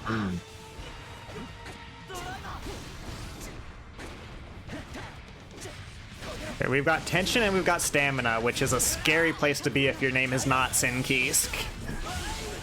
Oh no, don't think that was a sweet spot. Oh my god, Lai. The pressure.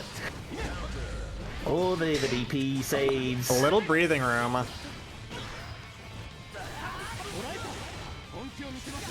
The Tides have fastest turned a one. little bit.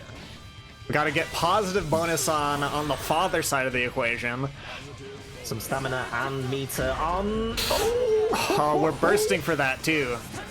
Potentially Ooh, scary big for risk. next round. Wait, oh no, versus behavior from both, so whatever happens, not a huge advantage. Still. Oh, good stuff. Response. Duel 2. Let's rock. Now, you can tell that Lai, again, we're in winner's side, so it's not the end of the world, but Lai really wants to hang on to this winner's side. Then you can see that Lai's just thinking about what buttons pressing each to which situation.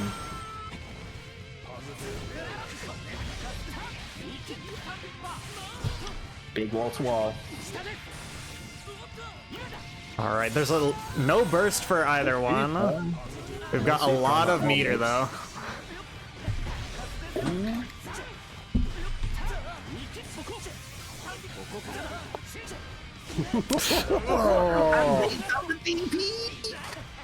I think they were wanting the trying to get the burst bait there, but they didn't quite get the burst. This comes down to it for Lai. It does. Lai does have the burst. What will they do? Will they use it for offense? Try and open up? That was a weird steal. It was, but it doesn't matter because Kensei steals the ball back. Oh, That's I'm not sure if big. that was. I'm not sure if that was what was happening there. That might have been a misinput. We've still got burst for Kensei. Very, very scary position. That's going to be some significant damage, and that might end it. Yes, there we go. Good stuff from Kensei. And a wonderful fight from Lai. Now, Lai could bring it back. We could see there's a non-zero chance there's another Kensei Lai depending on how the chips fall. But that was a fun set.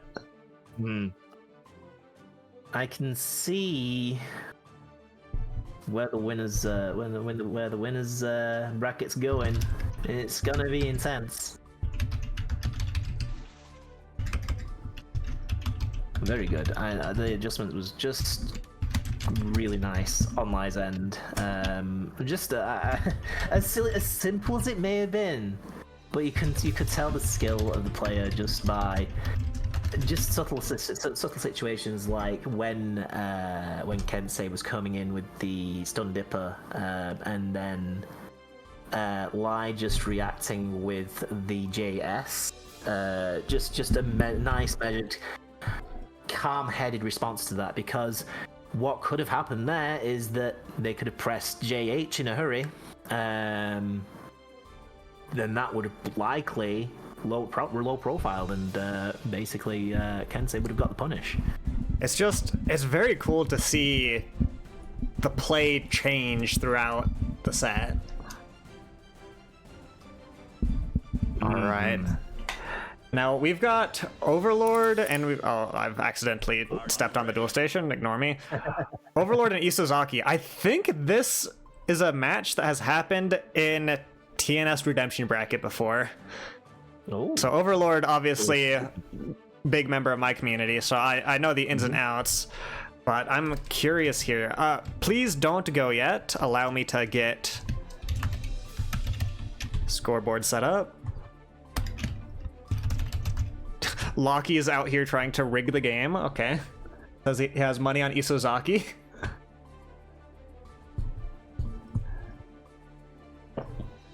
All right. We are ready to go when you guys are.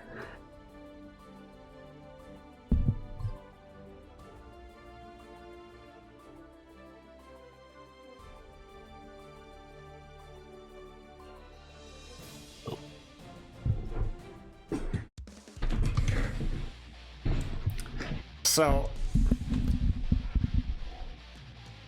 I don't know how Baiken plays into Sin.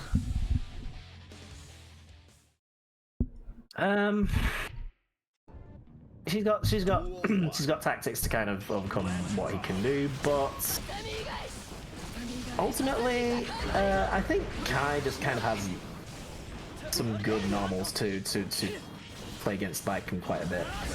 I will say. Like that one. Yeah. Okay, JS is a good button. He will quite easily get. I mean, we were ready for that. 1, 2, and we're going for the super. Should wobble it from here? Yeah, easy.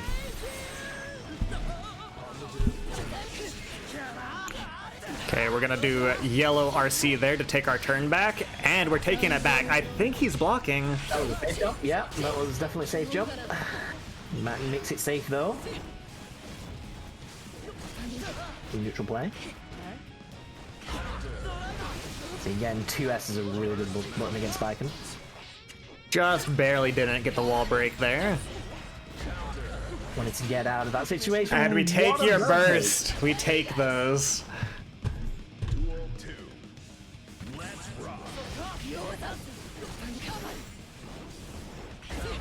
Now, dancing around each other, yeah. Isozaki really having good reads on the cross-up off the follow-up H-Kabari. We're going for it. We had to try it. Just went for the 6H. Woo. Ooh. Stonks. No wall break. Who needs it when you get damage like that? Jeez. Okay, now we've got counter hits. You can't really... Now you can be afraid of the parry because you're at no health, but your Sin, you kind of have to keep the pressure on, even with a character like Baiken. Yes. He's also got he does also have buttons, multi-hitting buttons that can activate Lycan's guard crush parry. So if Overlord is patient, can certainly look for. Oh, did that connect? Yeah. All right, 1 on the board for Overlord.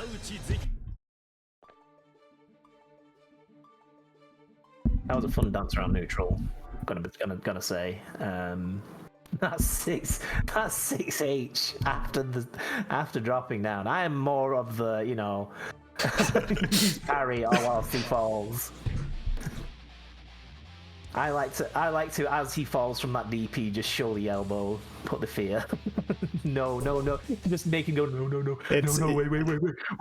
You must respect the mental damage. Sometimes the moves, it's more important that you shake them up than that you do the optimal thing. Here's what we like to see from Sin. But gets the 5H. Okay, not falling for the parry. Very wise, very patient. Ooh, almost got the 6H off that 5k confirm. Oh, blocks the YRC, sees the animation just beforehand. Very good awareness from Overlord. Okay, doing DP on the tatami to take back our turn. You kind of gotta take the parry because you can't afford to be afraid. Oh, misses the 5k extension on that. Doesn't matter anyway.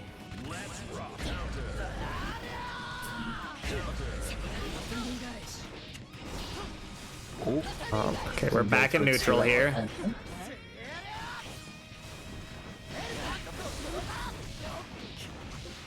And we're gonna carry through the wall. Oh man! Big counter. You wanted to safe jump? No, my reversal. Going for a little cheeky dust in there. Are we pressing buttons? No, we're not, and we get the grab in response. Ooh, wants the extra grab. We're getting wise to some of these grabs, teching that one. Respect on pressure. And gun Cat super. Cat is the anti-air. Overlord making Isazaki very aware that he can't press 6P all the time against Baiken, not with air gun in play. No, sir. I love gun. Sometimes I'll try agree. to 6P gun because I think it's funny, but then it will be air gun, and you cannot do that. I agree. I also love gun. Here, have some guns. I will put some guns in chat. There we go. Yeah, let's go. We love guns.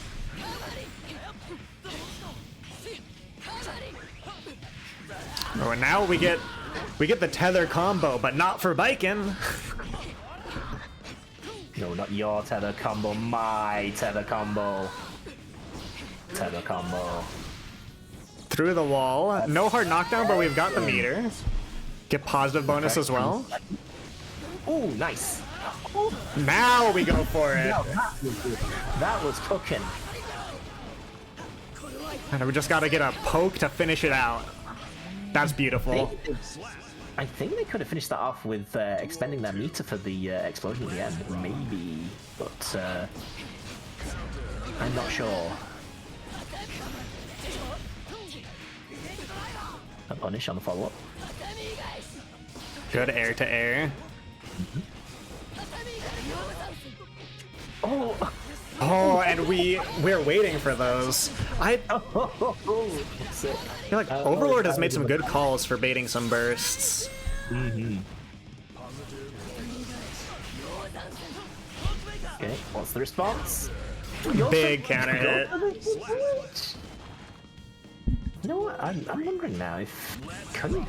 I'm now thinking. Hold up. Got the gears turning. Would that be the optimal thing to do against Sin? Because could you do anything against that at that point? Hard knockdown or a kill. No, wrong. No, wait, I'm silly. Good work, Isuzaki's side. 6H is the way. See, I don't get to fight Sins that much, weirdly enough. All right, one on the board for Isozaki. There is deceptive damage on the field when Sin is playing. Getting scared. The fight back is real, chat. Duel 1. Let's rock.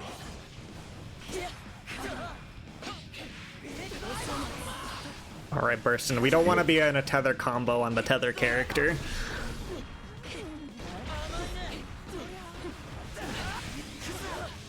Gets caught out by the overhead. All right. Now we're gonna get that positive bonus on a character already scary. The momentum tech and response. What does Overlord get from this? That looked pretty promising to me.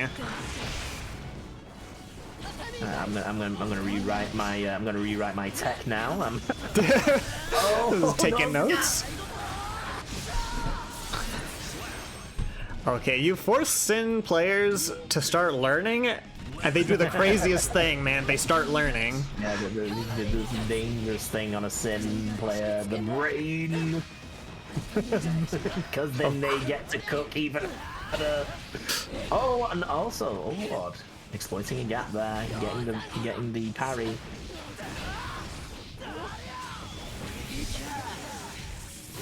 More lightning. Right, the response. He looked like oops. Oh, gets the trade. Into the parry. Oh, that was. There was some chutzpah in that move. Okay, early burst, stopping any. Oh no! They may have wanted to save the burst for that situation. Oh, what a patient 2K there. Okay. This is like we've got so much meter. Snatch. We've got so much meter. Oh my gosh, Sin. Yep. What are they feeding you? They're looking for the finish, and they got it. I love this. I love it. Give me the game 5. I require Overlord game. Hitting me with a stick. Hitting the commentators with a stick. The aggression. The aggression. Well, we'll see how that changes the playing field.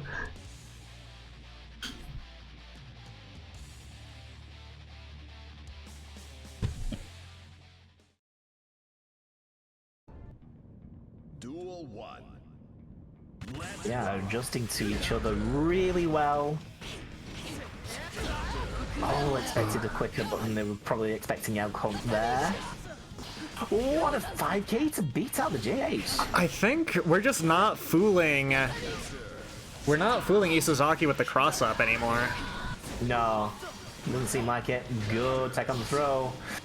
And here's a great attack of the game. Oh, I know. Actually, it's me that is. I am actually out of the. I'm actually out of the spectator zone. I will have to keep an eye on the stream. Oh no. So hopefully we'll get that. Well, we can't get it sorted. This is game 5. Okay. Wait. He's connecting me back. I'm getting the fast forward. I'm actually getting fast forward. I've never seen this happen. It's the funniest thing. Good guard cancel there. Again, cross up Yozansen. We're gonna block that and punish it. Big counter hits. Sweet spot. Sweet spot. Let's go. It's a very dangerous situation. For Overlord. A desperation burst. No, wait. Gotta keep calm. It's not over till the screen says slash, so we've still got some fight left in us. Come on. Good big hit is all we need. Oh, there we go. There's some. That's a start. But it's just so much to deal with. The momentum tech managing to win out that last hit. Oh, Big congratulations to Isozaki there, actually bringing it to the 5th game and then taking it. That was intense. Now, all is not sad, because Overlord was actually my other TO, who hasn't been doing TO stuff because he's been playing. So now I get to make him work. Hey, oh, is that why we got the smackdown? Like, Mayhaps. Do not put me into overtime. don't keep me in after work. All right, and now we've got Rose and Monkey King. Rose and Monkey King gonna be the Bedman returning. I keep pressing X.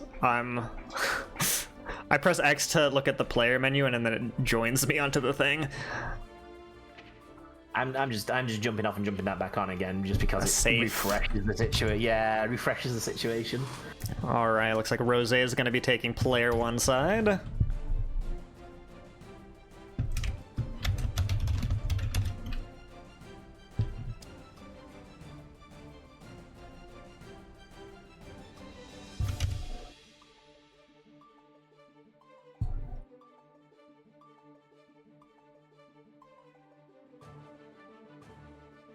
Now, I don't think Rose has been on stream yet. I don't think so too. I don't recognize the avatar nor the name, so I think this is the first time we've seen Rose. All right, I'm excited. Well done for getting this far.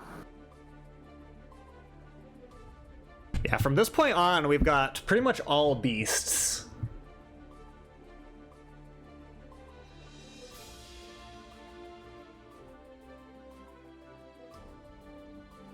We'll see if these are two. I would say these are two unconventional characters, the Bedman and Abba. Yeah. Yeah, I mean, Bedman matches in general are just rare to see anyway, so having that paired up with an unconventional character, I think I've seen the matchup before. I think there's another channel that I watch who I've seen where this has come up once or twice, but no more than that. And yes, I have received word Monkey King is just resetting his game. Strive was being right. Was being wonky. A little bit oopsie. A little bit oopsie doopsie. There we go. All right, and on our side, we are ready whenever you guys are. Let's see, I'm excited to see some Jealous Rage. I'm excited to see some Beyblades. Maybe even a bed install. Oh, bed install, go straight to IKEA. Yes. Duel 1. Let's rock.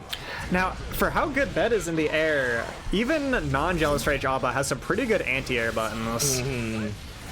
It's a dangerous thing to press. Already out of the Jealous Rage. We're gonna need to see something happen on an anti-air, but it might not happen. Bomb to break the wall. We've got 50 meter. We can do whatever we want with it, and we'll chip with the projectile. Just a little wobble. Seeing how much meter on Jealous Rage that we need immediately going in there. So this is smart from Monkey King. I think as soon as you see Jealous Rage, if you can get a gap in there where you can start putting pressure on Abba and just wait out the timer, even if you're not doing damage. Oh my god. 1 second. This is really interesting because I usually see Abbas keep their meter as high as they can. Rose showing. Here we go, some technical ability there, nice. But yeah, I usually see Abba wait until they get full meter before they start transforming. It's rare that I've seen an Abba just get into Jealous Rage as soon as they possibly can, like right there. But the reward for it, I think, if you can make up the distance and get it going, especially because you can do the reset into your string, and if you hit the key and go into Jealous Rage again. Yeah. It's high risk, but it seems to be high reward. The pressure, getting that early pressure, it's really working out. Having to deflect shield to get away from the pressure. Jealous Rage does not make it difficult to redo the pressure, and that's what I'm talking about. We're gonna go through and be in Jealous Rage on the screen swap.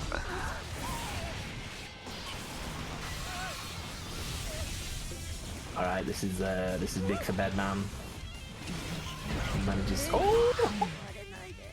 And we got one on the board for Rose. That quick RRC was pretty dope. Yeah, that's impressive. I've not seen Abba do that really. Just get in there, just get both hands in with Jealous Rage and just keep it there. It was only really on the first round where it didn't quite work out. It's certainly, you're at a disadvantage if you can't make it work. But I think maybe against Bedman, you just want to get there as fast as possible. Yeah, that might be the strat. That might be a character-specific strat. Because what is, again, no meterless reversal, a big body. I don't know if Alba's got anything specific against big bodies, but just easier to hit often.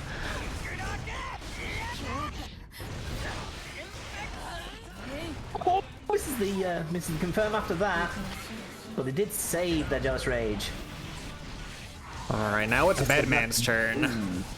That's so important against. That's so important for other players. Is if you can, you just don't let that Jealous Rage meter run down to empty, because it's just so much more difficult to get things. Alright, eating Danzai. Big Danzai. No confirm after that, aside from one hit. Alright, trying to defend. Okay, we've got a burst. We've got 100 meter as Bedman. We've got 100 meter as Bed. It's never a whiff! Hold on, it's never a whiff. I will get him with the dust. Okay, never before have I seen a better use of 100 meter. that was insane. Monkey King was embodied by the spirit of Potemkin there. Yes. I couldn't agree more. Yeah, there's a member of my community, Vortixian, was brought out of the shadows because of that.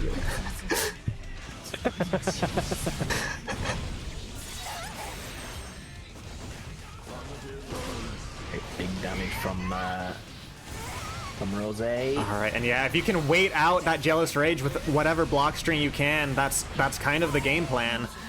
Here we go. Manages to delay everything up. Hold the bomb, get hit by the lows. This is not where Rose wants to be in. And that will do. We've got a point on the board for Monkey King. Ooh. Gotta appreciate the tactics like going on here.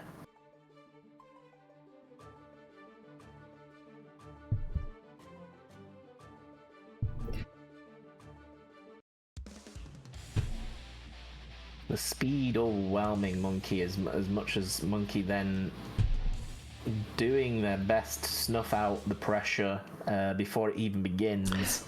Yeah, well, it's very, very intense. I think part of the reason the round or the early Jealous Rage is so scary is because, well, I'm just gonna say what's obvious. That's what her win condition is. Yes. Good stuff from Bedman. These are scary block strings. There may be gaps, but are you really brave enough to try and figure out if this is one of them?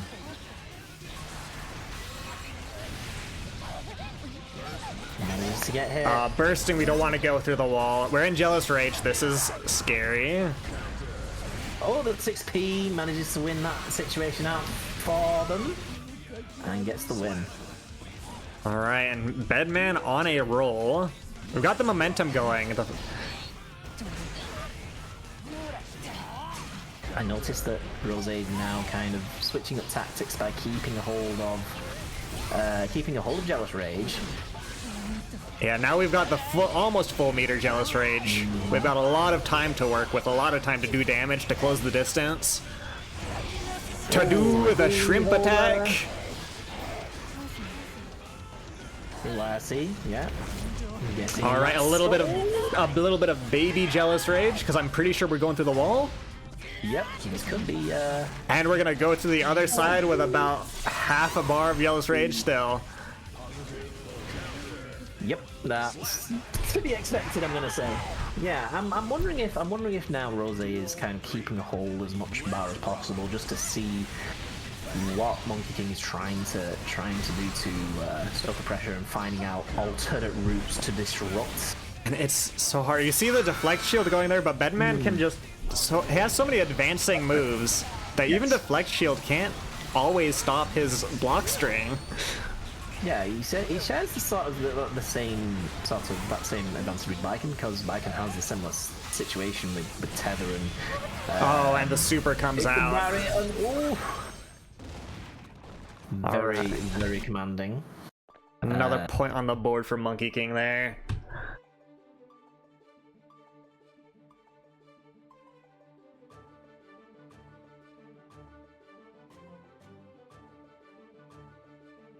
Now, I would love it, and I think it's possible, but we could go into Game 5. Rose picks up this next one. But are we seeing a character switch, maybe? No, oh, not quite. Just taking a breather. Maybe music switch. Maybe that's what it is. Yeah, the music tech. Yeah. Like if the vibes are wrong, just change them up. Mm. Okay, we've got the Kai Sin theme, right? The cola change. That's where the change is at. Oh no, maybe I'm wrong. Okay, we've got Bedman coming up strong. We waited out Jealous Rage with a combo. That's kind of the golden situation. This is gonna be pretty nice for Bedman. Big jump out. Using that to escape the bomb.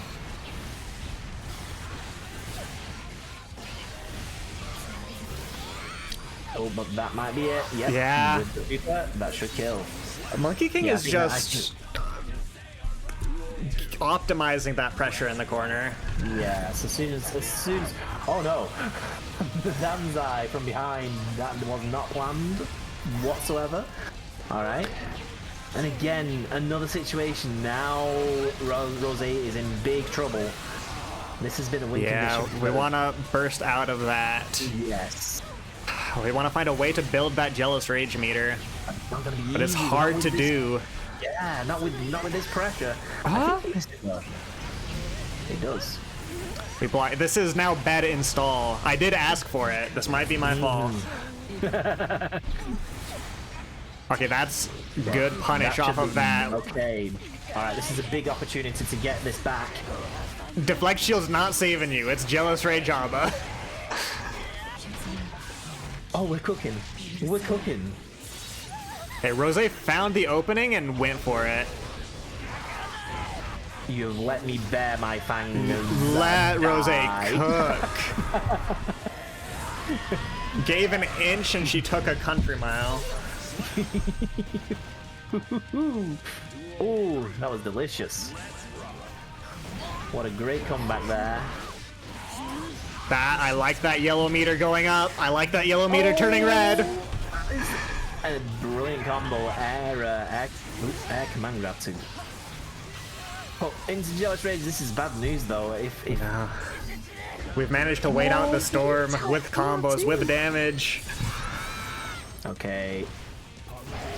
Yes, manages to get that. And we had to. That was big. I don't think I've seen Bedman that high in the air ever.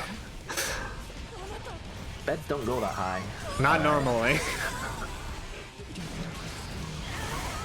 Okay, install.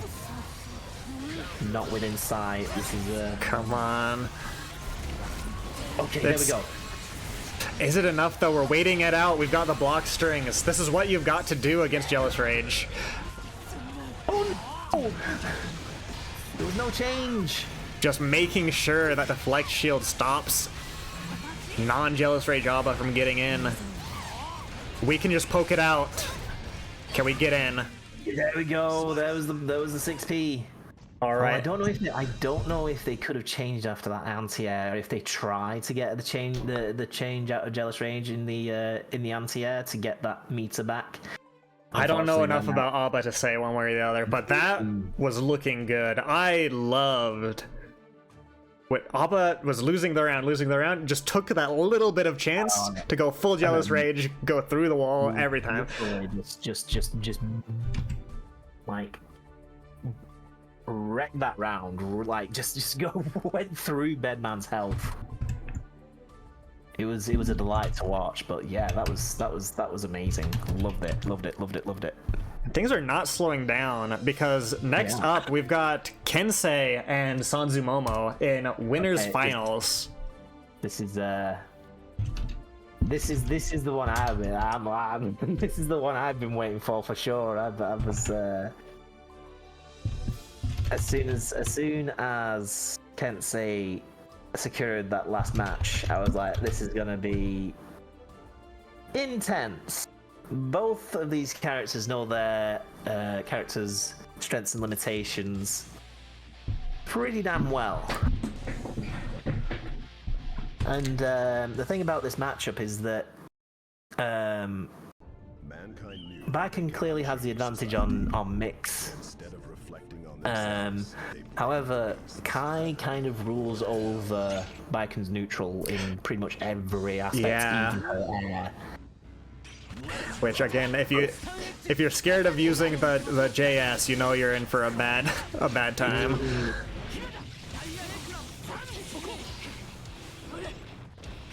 Speaking of, there we go. All right, we got hard knockdown. In shock state. Okay, punishes the oh. usage of meter there, but eventually Kensei wins out on that particular exchange. Ooh, okay. Yeah, we just need to find a way to get in properly, I would say, because fast slash counter hits aren't going to do it as well as Kai's. I'm gonna say. Oh, what a GH. Big air to air, and now we've got the ball rolling. There's a million things you can do from here. Yep, this is where now Baiken rules the roost. And it's going, and we're still going. Alright, Kai back in a good situation, reset back to neutral. Oh, maybe expecting a grab tech there? Yeah, definitely expecting the grab. Very wise. We could be seeing something very tricksy coming from Sanzu any moment. Seems like something that could happen. Oh, the tap dust hitting. Yeah. Alright, I'm certainly not going to call it at this point. I think Sanzu has been cooking on Baiken this entire bracket. We've got 1 point up for Kensei. Like I said, more opportunities for neutral means that Kai will get overall more damage. It's just a very difficult situation to kind of get out of. It definitely needs more ability to just get in. Try and maybe use Roman Cancel just to force a situation where Kai's up in Baiken's face. But then again, that could be just as dangerous because Kai just has that insane throw game. Okay, we started off strong, forced the burst out. We like having that resource when your opponent does not. Ooh, going for... I mean, I did say that Baiken does rule the roost on mixed, however, Kai has... That doesn't mean Kai has none. In fact, I'd argue that Kai's might be just slightly harder to see. It might be. Obviously making the best use of our combo there from Kinsei. Big counter hit Yozansen. Oh no! That sequence pushing. Oh, but we get that down. Oh no! It's okay, it's okay.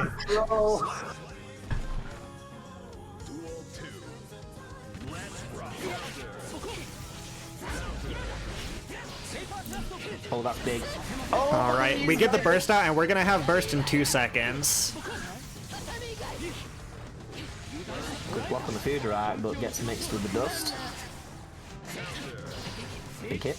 All right, if we can just, if Baiken can navigate this neutral, but we're putting the pedal to the metal with Kai right now. We've still got one more round. So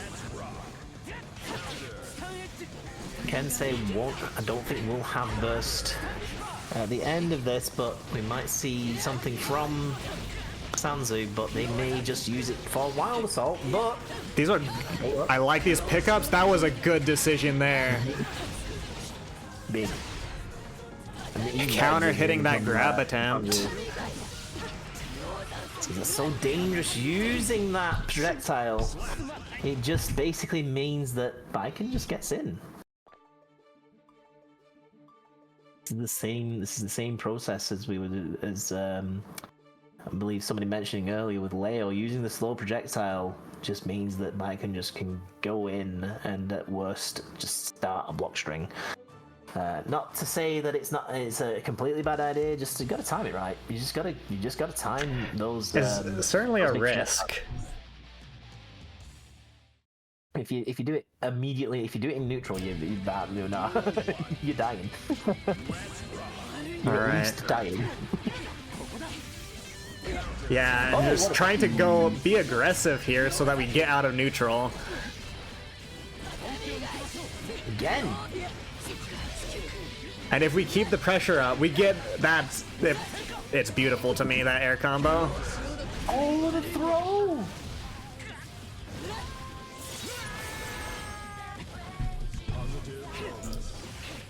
Good air to air there. Just trying to use our long buttons.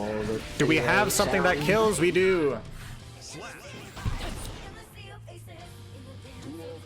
It's something I'd let Zushi know all the time. You need to put that tatami filler in. Yeah. Please. Okay, we've got big buttons and we've got stun dipper. Our whiff there is good for Kai. Bam. Alright. Bring on the mix. The DP will win out there. Oh, using 2H to get in and using PRC to extend it. Pretty clever. Excellent 6P. Ooh, tried to get out with the fireball there. Almost spelled disaster. Almost got the end of that. That was really hard to keep up because that was such an awkward height to do that from. We're going to cleft you in twain. All right, another board on the game. Another game on the board for Sanzu.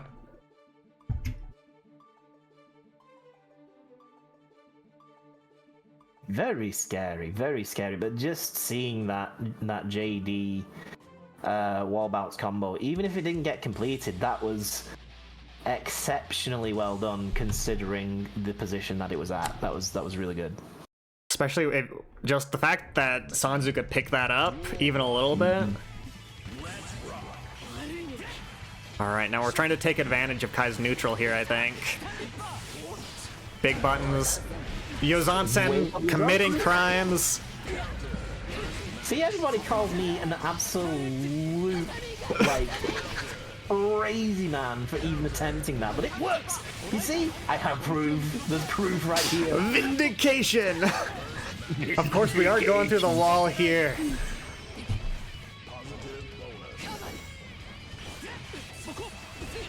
Stay where we're strong. Okay. Oh, Yozans. I couldn't even tell you at gunpoint what side Baiken was on there. That was crazy because Sanzu seems to be quite comfortable using the Yozansen mix on tether on the throw ulti there without using the double JP frame jab. Alright. A big air counter hit. That was an excellent conversion. Gets the super. This is very dangerous. It ain't over.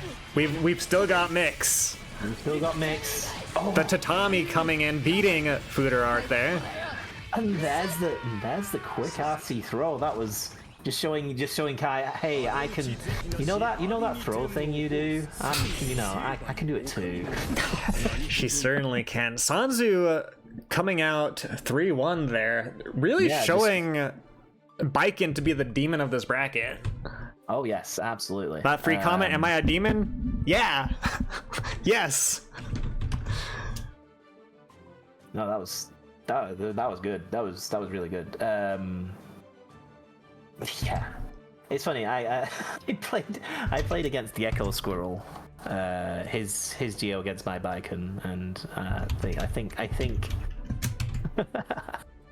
I think the highlight of that one was when I did do Wake Up Yours Anson, and I think what the words that came out of his mouth were exactly Wake Up Yours Anson, but he stressed it so much. It was like, Wake Up Yours Anson. Nosferatu. Nosferatu. Alright, looks like next match is gonna be Lai. Wait, it's Lai into Isozaki. If you folks remember, that's gonna be a Sin Mirror match more likely than not. Unless somebody decides to change it up a little, throw. Now, I know we've got some flexibility from Lai. I've seen Lai play other characters and do well. I'm wondering if it's just sugar water for everyone, though. I'll give it all the sugar water. Just get the barrel of sugar water out. Bring us that sweet wait stuff. a second. Oh, we've added a little salt. That's not sin. Hold on. In fact, that's not salt. That's blood. We've added blood to the sugar water. No.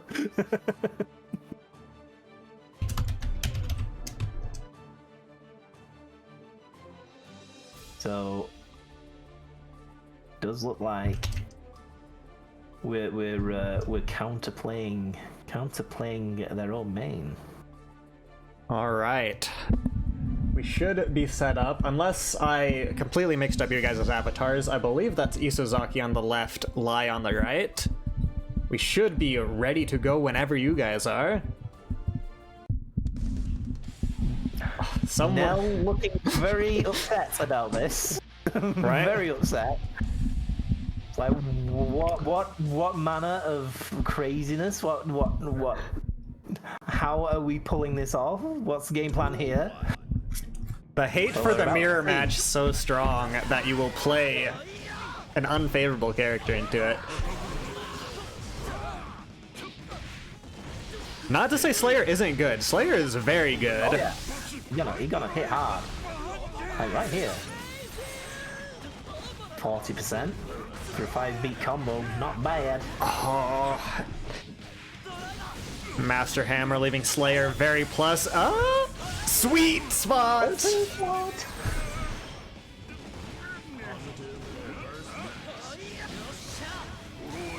is where Slayer has a bit of a problem. Just the defensive play. That was about to be death. I'm going to be a power bunker loop. Yeah, I think it was a wise choice using resources to get out of there, especially since we've got the round.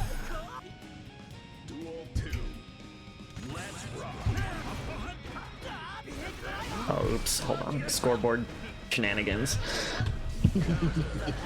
Ooh. Big counter hit, CS doing war crimes as usual for Sin.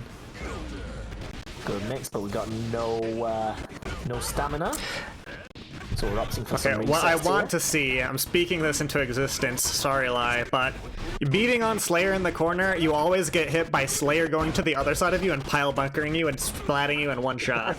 Yes. Did you know I actually got killed, like, outright by a Slayer that with just 4 hits?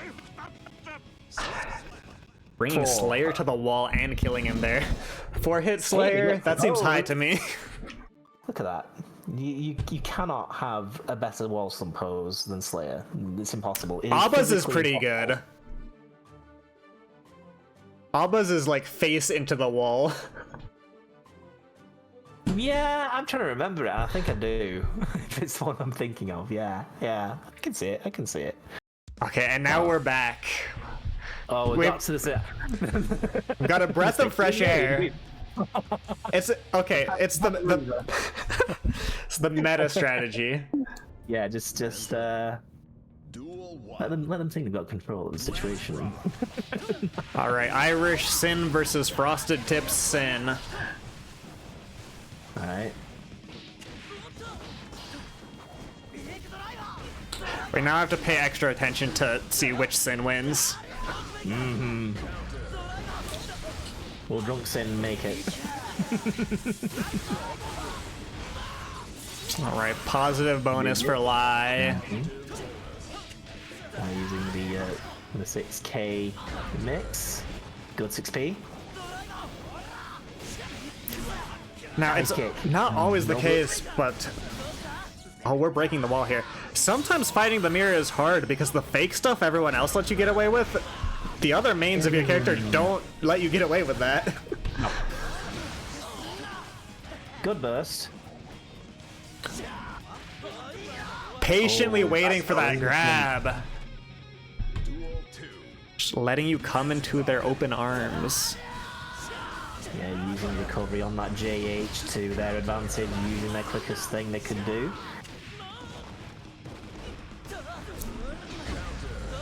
Big hit.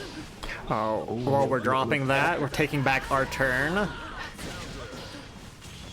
Isozaki opting for super. Blocking, yeah, there we go. There's a throw.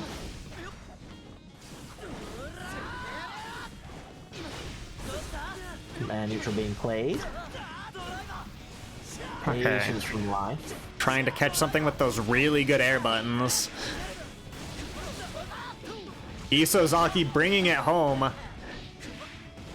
Not quite a wall break, but we got all the way over to that side at least. Both looking to know about the fabled elk shot. Good stuff. Potentially made famous by none other than FGC Widow.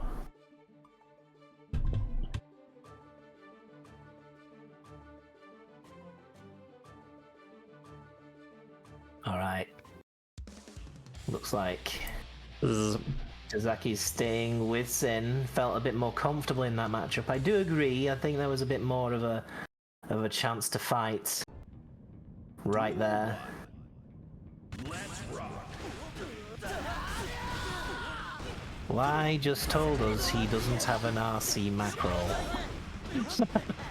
Someone He's pressing 3 buttons. What? What? Actually, no, I would do that as well, but no, I'm far too comfortable with having an RC button, especially when you involve Grift. All right, we're using 50 meter to get through the wall because we're gonna make that right back.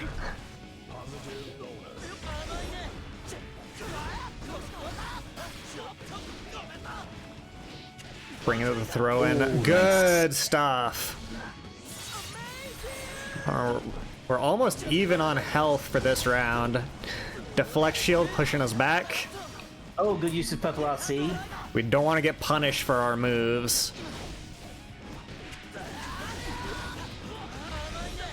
That should be death. Yep, there we go. Still very strong air play. Dancing around neutral there. Just no sign of slowing down from Lai.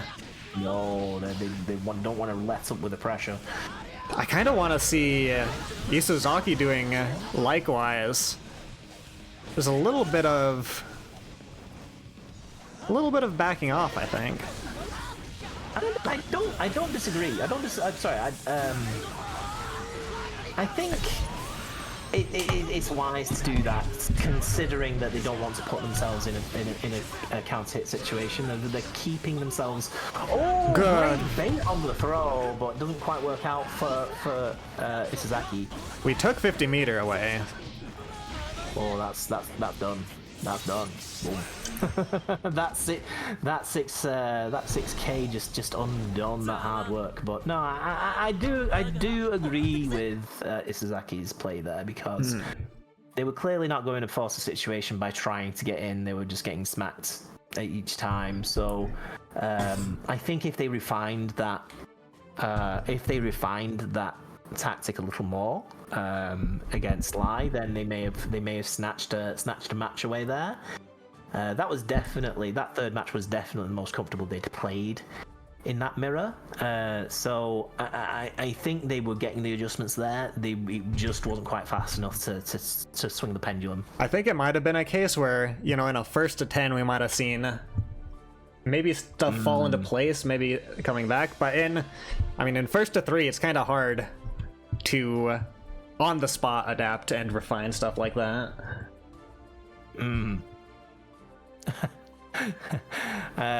I picked Slayer because I hate the mirror. Now I can understand that. Yeah, not a lot of people really enjoy the mirror that much. All right with mine, weirdly enough. I'm just weird like that. It would make sessions with Mushi very awkward if I hated the mirror. Oh yeah.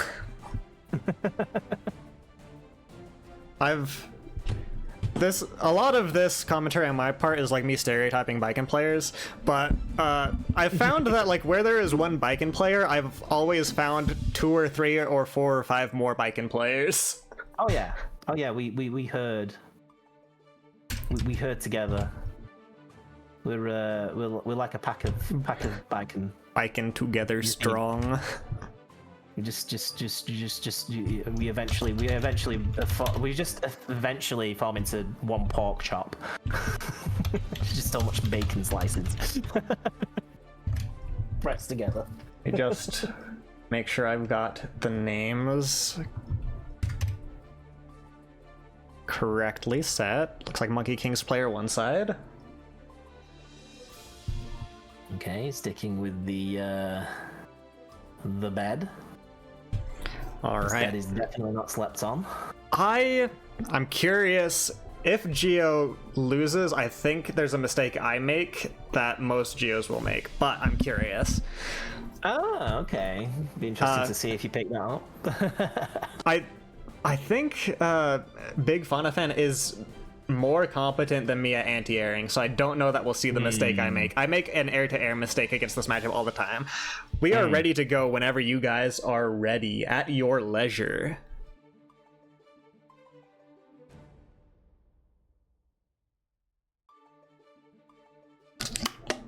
Oh, we might have a little change here, who knows? A little music change, or sorry, rather a costume change, since it's player 2 side. And that costume change matters, I'll tell you what. Mm-hmm. In the mirror match, I have a modded skin for Geo, and when it doesn't give me skin 1, I feel I do worse in the mirror. Yeah, that's the problem with, again, that's the problem with Mushi having a preference on Cooler 7 for Baiken, because that's the one I've been using for the longest time. That being said, thankfully I know how to mod skins, so I have been kind of considering just making a new one, and then I will use that one over the other one, and then even just pass what I create over to Mushi herself, so she can use them. So that's the plan anyway. Because the funny thing is that Mushi plays Yuzahira in Under Night, and the if you noticed on my stream, my my Baiken mod is heavily influenced by user hero, even though I don't play her. I did see a little bit of that, yeah. Yeah, so I'm like, oh well, now Mushi has more of a cause to have this skin than I do, so I'm gonna potentially just switch that up. All right, we are getting into the thick of it.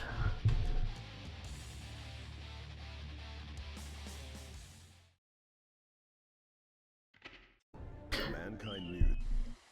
Duel 1. All right, what did we go for round start? Pretty reserved. Just checking what buttons are pressing. Being pressed, rather. Pardon my English. Alright. Okay, we'll trade there. Blocks, yeah.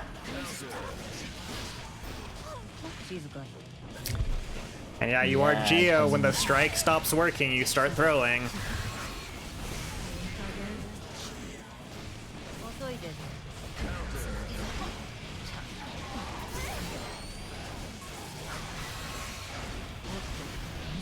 I'm coming out. Yeah, here's the bedman pressure strings that you hate.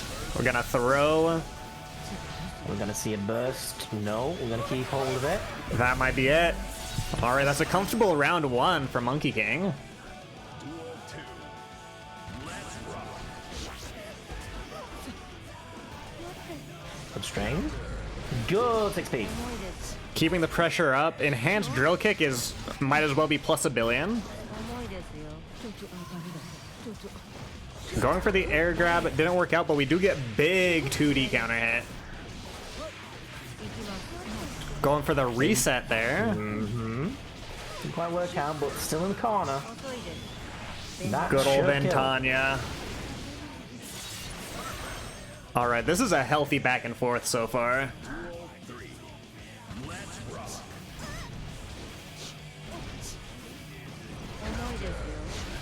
Ooh, good real Oh. kick. And a burst bait. Not in a million years would I have made that choice, but it was the correct one.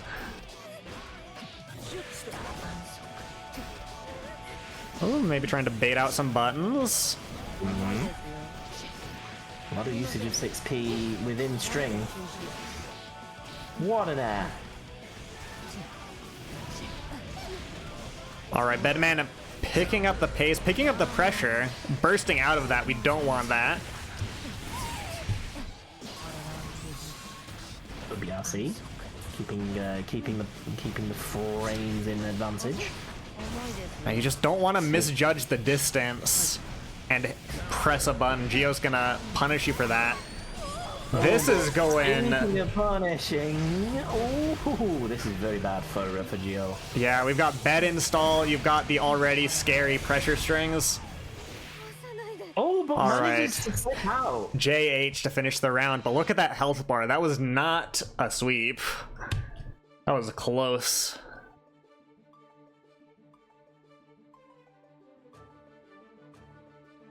That was a very hard fought match. Both players knowing what the other may get up to, so they I think I saw evidence of both players kind of enacting game plans against the other. Like say Geo with the 6p, but then kind of then Monkey anticipating movement from Kim. So they both know how to play against each other. Now it's up to them to see if they can mix that up, if one kind of gets wise to the other.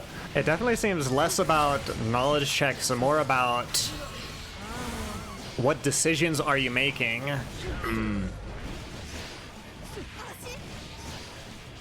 See, right now I'm noticing a lot more 2D action from Kim. And it's such a big move. If you hit it at like half range or further, you're pretty much safe. So it's just a nice button. Here's Bedman with corner pressure. Yellow canceling out the cross up. That is a very minus move there, unfortunately. Bedman's going to take advantage of that. Take it to the next round.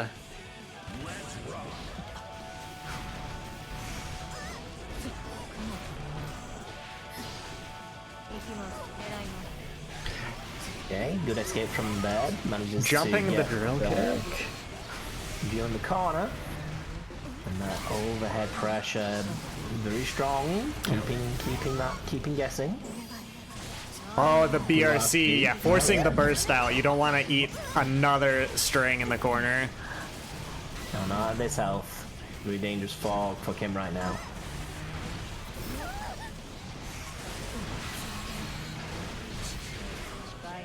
Yellow RC manages to force a string. Okay, going for the bread and butter, the tick throw. Momentum building. Yeah, we take the resets. And manages to make an excellent comeback on that round.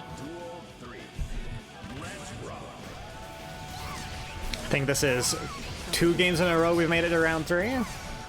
Okay, this is what I was talking about, just kind of mixing up the pressure, just going to zoning. And then when you hit the mix-up, kind of taking advantage of it like that. Okay, we've deflect shielded out of there. Good mash out there by Monkey King. Oh, blocks the cross-up really well there. Oh, big counter hits. Yeah, Monkey King taking this round. Again. That didn't seem like an easy fought victory there. This is just good gameplay. This is just very good awareness of the situation. I'm liking the change up. I'm liking the adjustments. Just trying out different tactics, see which is more effective at any given situation. You've got to kind of tease around what's gonna work, what's not, and then kind of guess when the other person's gonna adapt to what you just changed. Mm-hmm. You want to kind of just preempt it rather than try and react to it, because reacting to it you just sometimes can't. Just not enough to sort of swing the situation. We've got some good air buttons from Bedman. The good bait on the burst. We almost got out of the corner. Bedman put you right back in. Bomb just hitting behind. I know it's not meant to be like a cross up or anything, but it's still because it goes off the screen. It just throws you off. Nice. All right, big JH counter hits. We go for the flip cross up. Ooh, okay, extending that, making it a double overhead. Oh, gets caught out by I think that's the JD, right? The just a bed fall. All right, yeah, we're trying to get out of the corner. 2D. I think that was a smart choice. Obviously, doesn't beat the projectile, but. Good air throw. Damn. Yes, there we go. BRC into the DP counter hit. If it ain't broke, don't fix it. Yeah, I don't think we've seen a lot of DP from Geo. No, and I talked about that mistake that I make. I underutilized that move in this matchup, I think.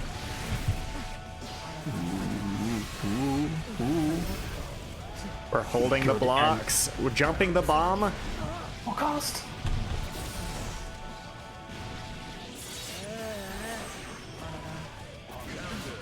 Okay, but we've seen this situation before. We have meter. There's burst on the table, though. It has to be used. A checkmate situation there. Good on Monkey King taking another game.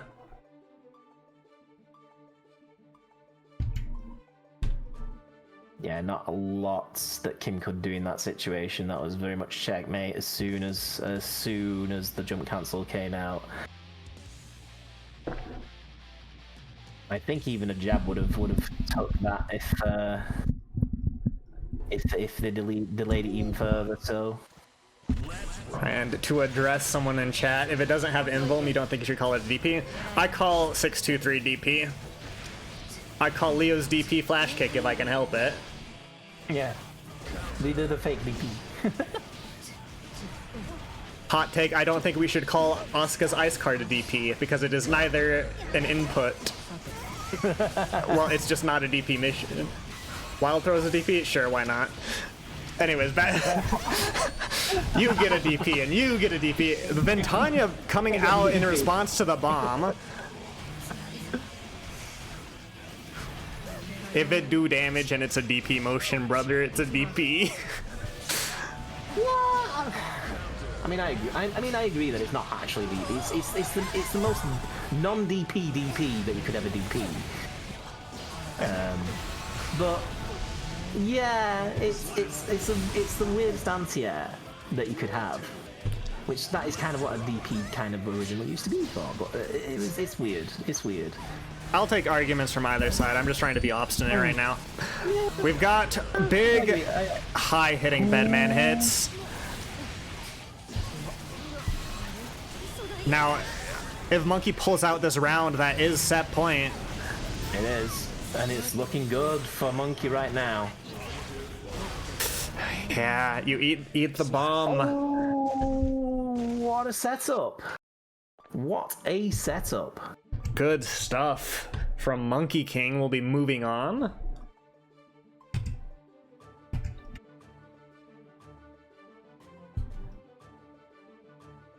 So thank you, Big Fauna fan, for showing up. You did Geo justice in my eyes. I've had a lot of fun watching your sets.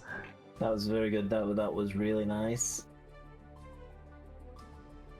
And Sanzu Momo, lonely at the top, will be waiting for us to finish out loser side.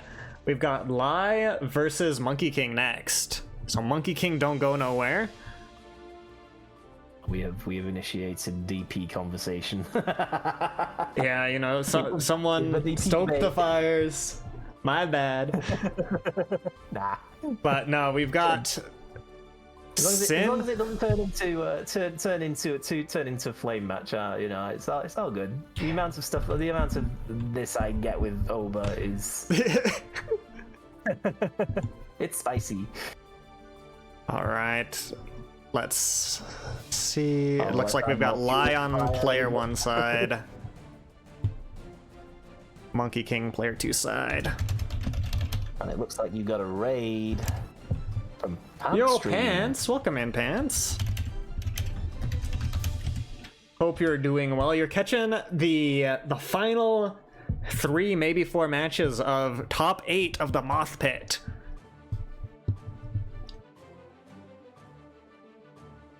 All right, I believe I've spelled things correctly. We should be ready to go whenever you guys are ready. It's very hype. You guys have joined just in time to see Lai, a killer Sin player, fight Monkey King, veritable Tempur-Pedic of this bracket.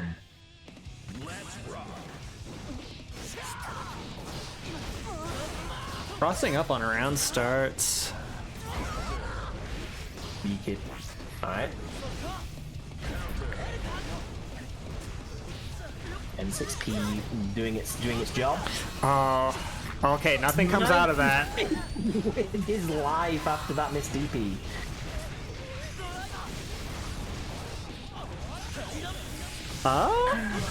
So yeah! I've been like leaning into the screen to watch those. Of course, you still can't disrespect bed pressure. Once you get in that string, it is still a nightmare. Oh man, we're blocking the yellow.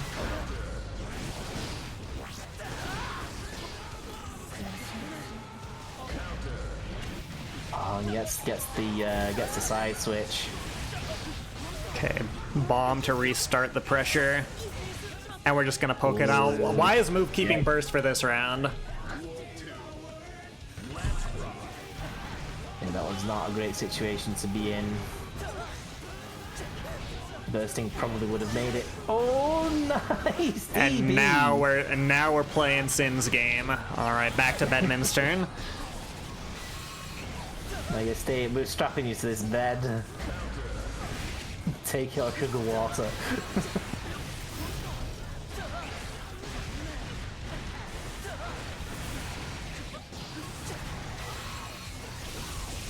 Big throw mix up. The Bedman corner pressure just a nightmare every single time. And we don't even get to burst because of the wall splat. What a strong round from Monkey King. Very strong round. It's hard to guess what's going on. As soon as that corner happens, I mean, this is why I'm surprised he's rated so lowly, like on everybody's tier lists. I sort of get why. In that he doesn't have, like I said earlier in the bracket, I said Bed doesn't have as much damage as the rest of the big boys, but for good reason. Yeah. It's just this is the big body with the most mix by far. So of course they're not going to do like superior damage, but still. I could see the complaints if we gave Bedman comparable damage to the other big bodies. Ooh. Alright, we've got stamina for days. Good wall break. Into? No. I think that was fast. That's still a lot of damage. It's still a chunk of damage. But hey, good block on the cross up. Ooh, okay. Oh, trying for some high-hitting move there. Uh-oh.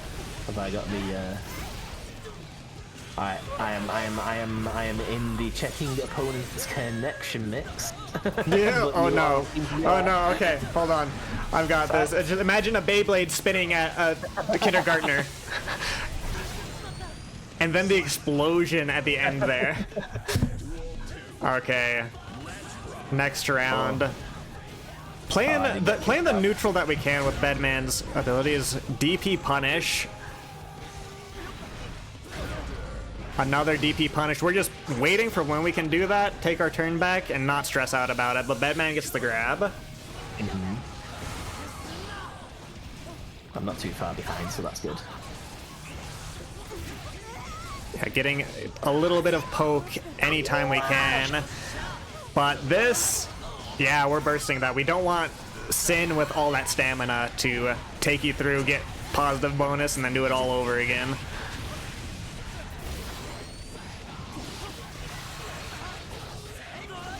Nice Abare there. That's what you call it when you mash and want to sound smart.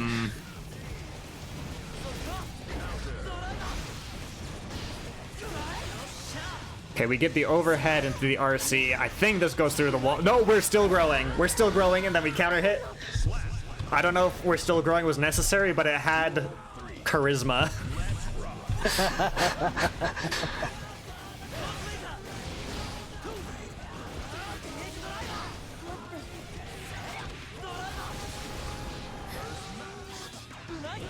Yeah, doing the it's still growing right before the wall swap to get potentially the buff from it. Eventually they will buff it. One can hope. Not in its current state, because man, that'd be a cherry on top. That'd be no, sorry, that. Yeah, okay. Bedman has Bedman's multi-hitting high move is it destroys my mental because I block high, and then I crouch before it's over. Yeah. It seems to go on forever, is the problem. It really, Bedman feels like a test of courage in the corner. You've got a couple options. You could mash sometimes. When the bomb comes out, you can dash forward, but you have to be brave enough to make a choice. And it's just so hard to do. Like, you'd think that 6H would be a good button to press on, but you only, I mean, like, say with Bison, you would want to maybe try and parry it, but that is a bad idea because it can be held. Right? But it looks like we have one on the board for Lai, resident member of the Moth community. Get back on. Yeah, hold on. Don't start yet. Did you get in? I got it. Perfect. Oh, but I do have the invisible character syndrome, so I might not be able to. Yeah, connection has been lost. Oh no. I have the invisible man syndrome, unfortunately. Alright, Elkhunt not quite cutting it there. Now we've got Sin in the corner. The good mash on Bedman's part. Monkey King getting out of the corner, putting you back into that situation. Beyblade, you gotta cancel that, and we do it. I've noticed Lai is very keen on just getting that DP and just starting your turn over, just not stressing about it.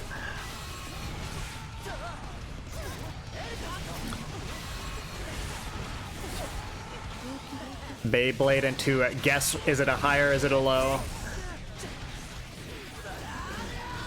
Oh, what a backdash though on the overhead. Monkey King's figured out kind of where the timings are where you can afford to hit a button. Alright, through the wall with positive bonus. And that air button will do it. Very strong showing in that round. Yep. Just taking back our turn, holding the block now. Big explosive hit. Bomb resets the pressure. And we're showing our scary side as Bedman right now.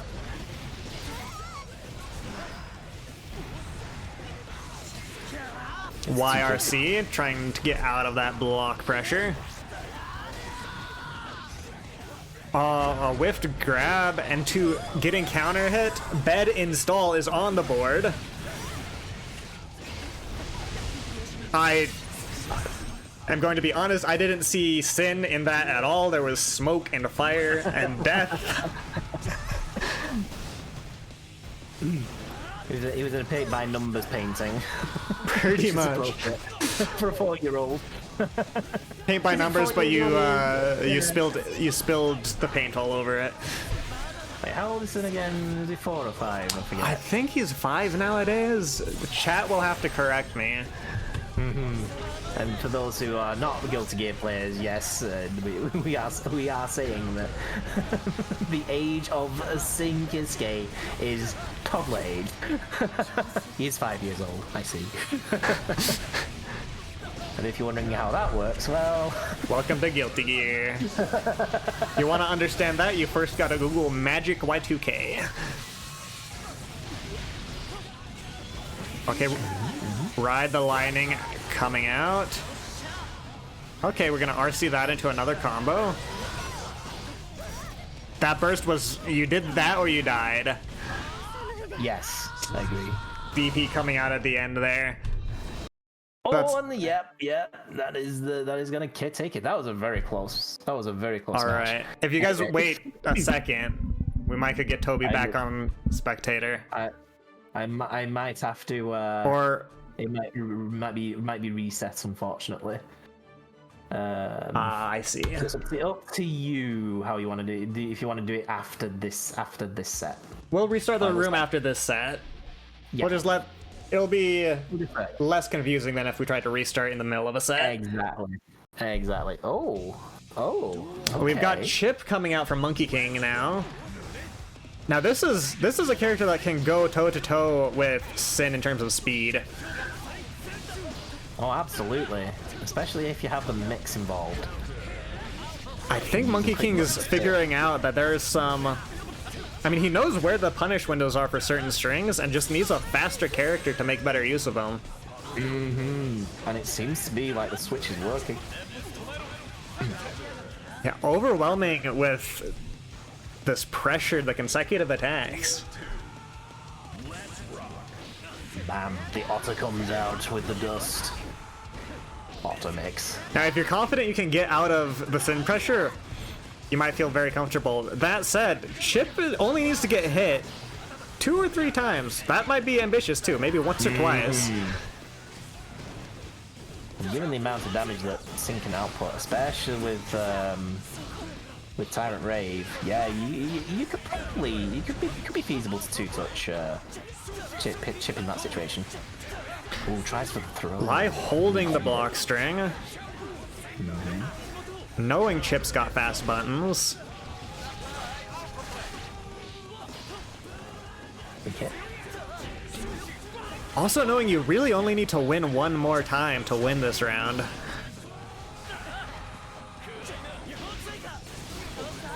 And there it is. Yeah, there we go. Yeah, some people thrive off that pressure, some just don't like closing out. Doesn't look like lies in the latter. Okay, we've got a good instant block on the cross-up Alpha Blade. Okay, what's this gonna do? Alright, Chip, my friend, you were comfortable 28% of your health bar.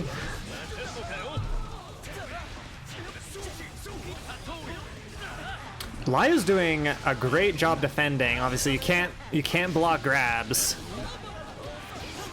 But in terms of blocking the mix, Lia has been incredibly successful. Oh yeah, trying to force an error, and there it is. Ooh. And we're bursting there. Okay, that's enough for Chip to take a game. Monkey King bringing it 2-2, bringing us to game 5. Okay, it does seem like Monkey King's change of character has definitely been the good call. I think that it's just the things that were working when he was playing Bedman just work better as Chip. Yeah.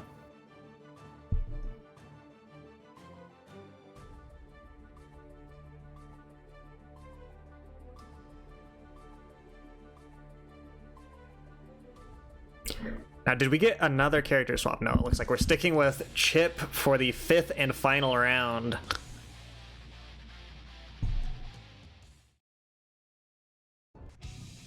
Duel 1.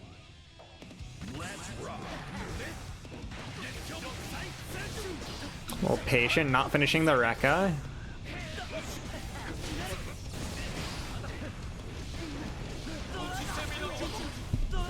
Oh, good DP there. Pressure. Double CS pressure. Alright, we've got a counter hit in the air. Okay. Trying to keep that Chip pressure up. Again, the health bar is really low for Lai, but Chip has not a lot of defense. It can go either way. Looking at just how much a throw takes off, it's We're blocking that, and do we pick it up? I was 50-50 on if Lai was gonna get the block there. Really competent at hitting the blocks on the cross-ups. Certainly the grounded Alpha Blade. General mix from Kai, from Chip. The backdash beating the grab. Alright. This is gonna put Sin in a really good spot. Obviously, Monkey King needs to pull out this round if he wants to make it further. Ooh.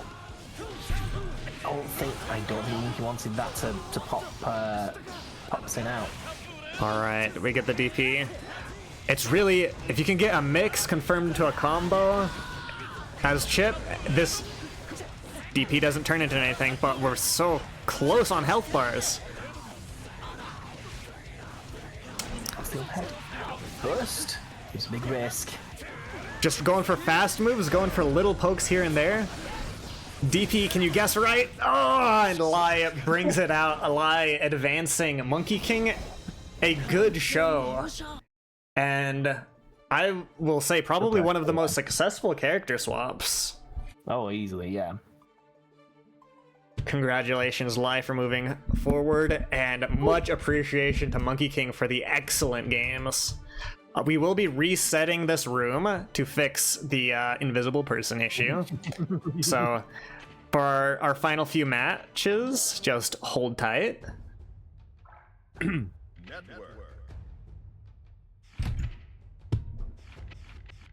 Oh, I'd like to be brought forward in time. Okay, it looks like we've got Lai and Kinsei, and then we'll head to Grands with Sanzu Momo versus the winner of this next bracket, or this next set. Alright. Alright, room should be created now.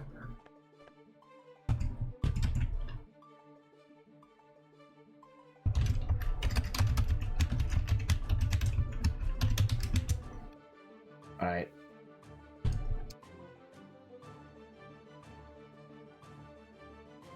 No more invisible people, good. I like it when I can see everybody in the room. We like all of our participants to be corporeal of the mortal plane.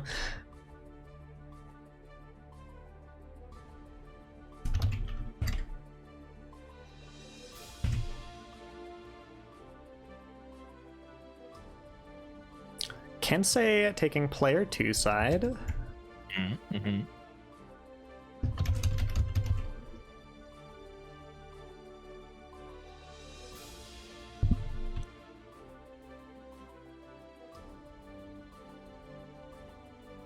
Man, these have been great matches. I imagine you have feelings. We've had a Biken get all the way through the entire tournament. Oh, 2 grands.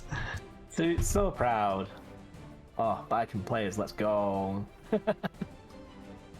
Alright, looks like Lai is gonna be 2 minutes. Okay, which is that's fine. A-okay. We've got 2 more matches. Oh, Lai is here. There we go. Excellent. We are all good.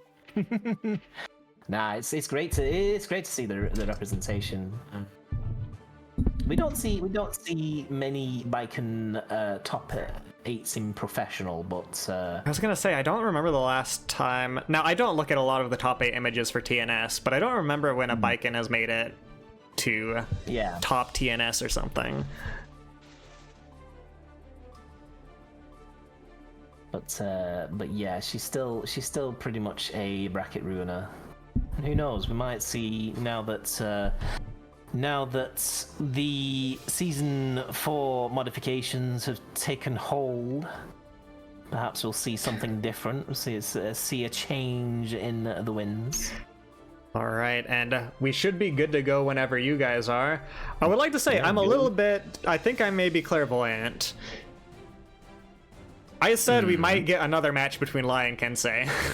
Okay, well, there you go. And another match between Lai and Kensei, also the 3rd Kai versus Sin we have seen this tournament. Yeah, this seems to be a big, a popular matchup this bracket. Mankind knew that they cannot change society. I'm within time. If we're given the matchup, you know, just based off of bracket performance, I think it's Kai won, Sin lost, and then the next time Sin won, Kai lost, and now this is the tiebreaker. Whoever wins here is the better character. Good carry, good carry, and we get the sweet spot. As well. There is half your health. Gun those jumping buttons good, but the dust. But Kensei answers back with, yeah, I can do that too. I'll just defend. Okay, we've got meter. Does this? That ends up killing. Like it's been said before, but Kensei just knows Kai really well. Yeah. Like the fast slashing, just using the fast slashing and reacting appropriately with each touch of that one normal. It's pretty astounding to watch. And not to say anything ill of Lai. Lai knows Sin very well, especially these corner to corners, these long combo strings using the stamina.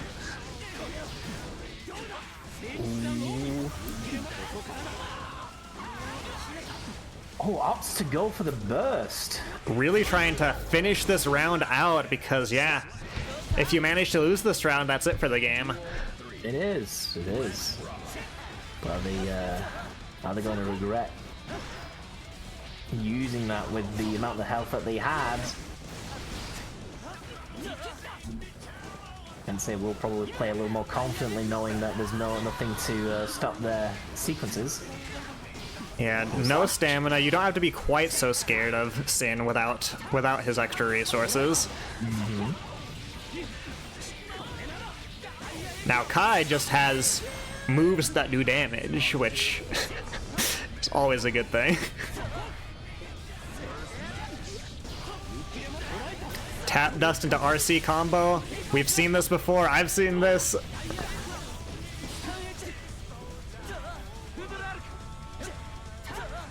There are some pretty combos I've seen this tournament. Oh, nice. Kensei taking it out. Kai be a speedy boy, so he can just oppress using that 2K2D at any time.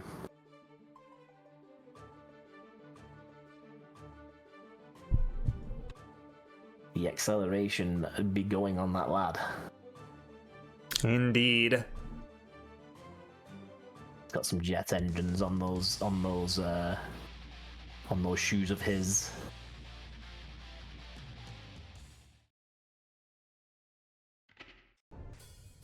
Duel 1. Let's rock. Oh. Yeah, that's Okay. cool. I like the voice acting sometimes. Okay, gonna get punished for that. We don't want to take it, so we'll burst.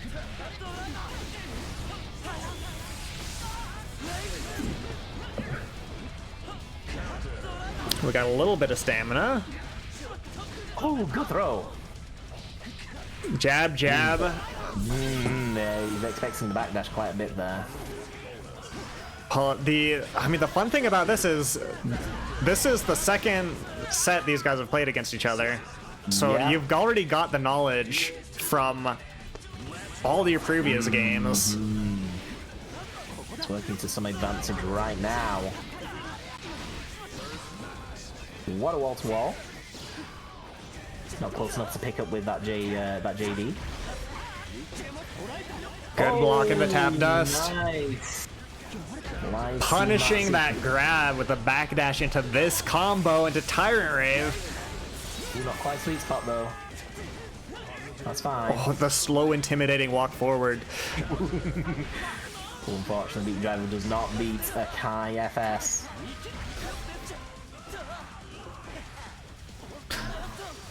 And we're just patiently waiting. That was excellent. Missing the grab and using PRC to make it safe and capture the punish for it. That was really good. Now that said, this is a rough spot. Backdash, Fooder Arc to pick that up. A little bit swagger as well, just to do the side switch. It looks pretty. Wow. All right, and we already know it's gonna be a good set because we've already watched them fight, but still. No, the shimmy good. The shimmy good. Excellent movement tech from both players. Duel 1. Let's rock. Yeah, waiting our turn, then getting out of there.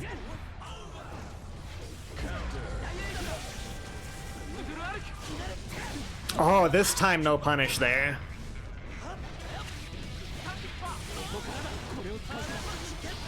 Alright, we've seen what those Kai combos can do. We're not gonna eat them. Burst off the table for both players now. Big counter hits.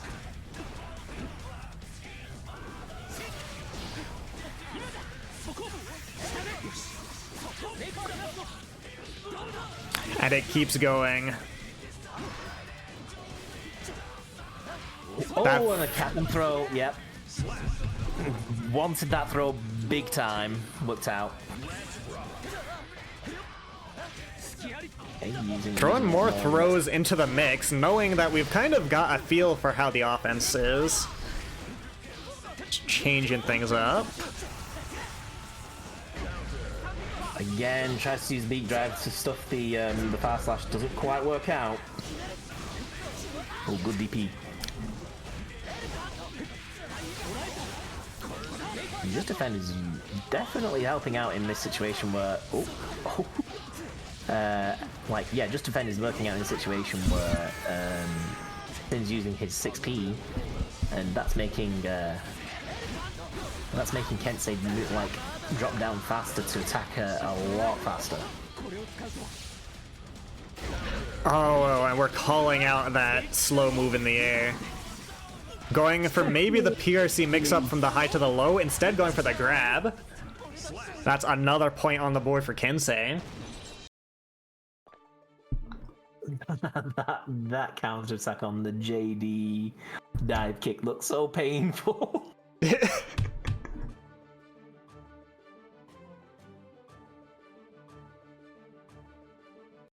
Wait a second.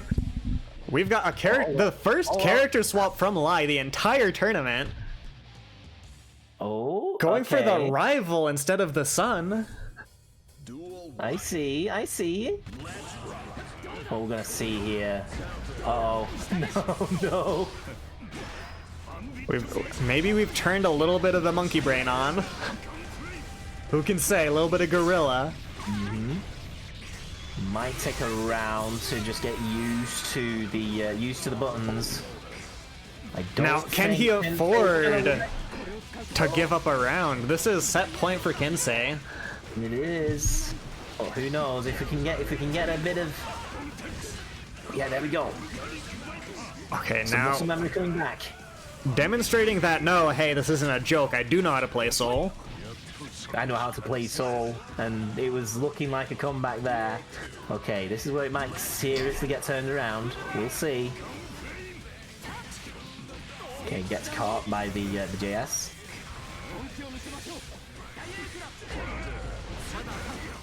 All right, now we've got Burst on the table, putting him closer to the corner. Okay, catching back there. Oh, this is beautiful. Does that hit as well? It does. Didn't know if that was going to be too high or not. No problems there. Okay, Dragon Install are the tales true? Oh, it's not going to be the Dragon Death combo, or is it? Or is it? Risky the grab there. Oh, we're breaking the curse. The Dragon curse is Install broken. into win. Dropped the Dragon Install into lose combo. Oh, the Blood Moon is out. I will say a valiant last-ditch effort from Lai, though. I think that might have been smart if you just weren't feeling the Sin Kai. Mixing something up, especially because you've already had the game against Kensei. You've already got the knowledge there. Yeah. I think if the first round you had a bit more time to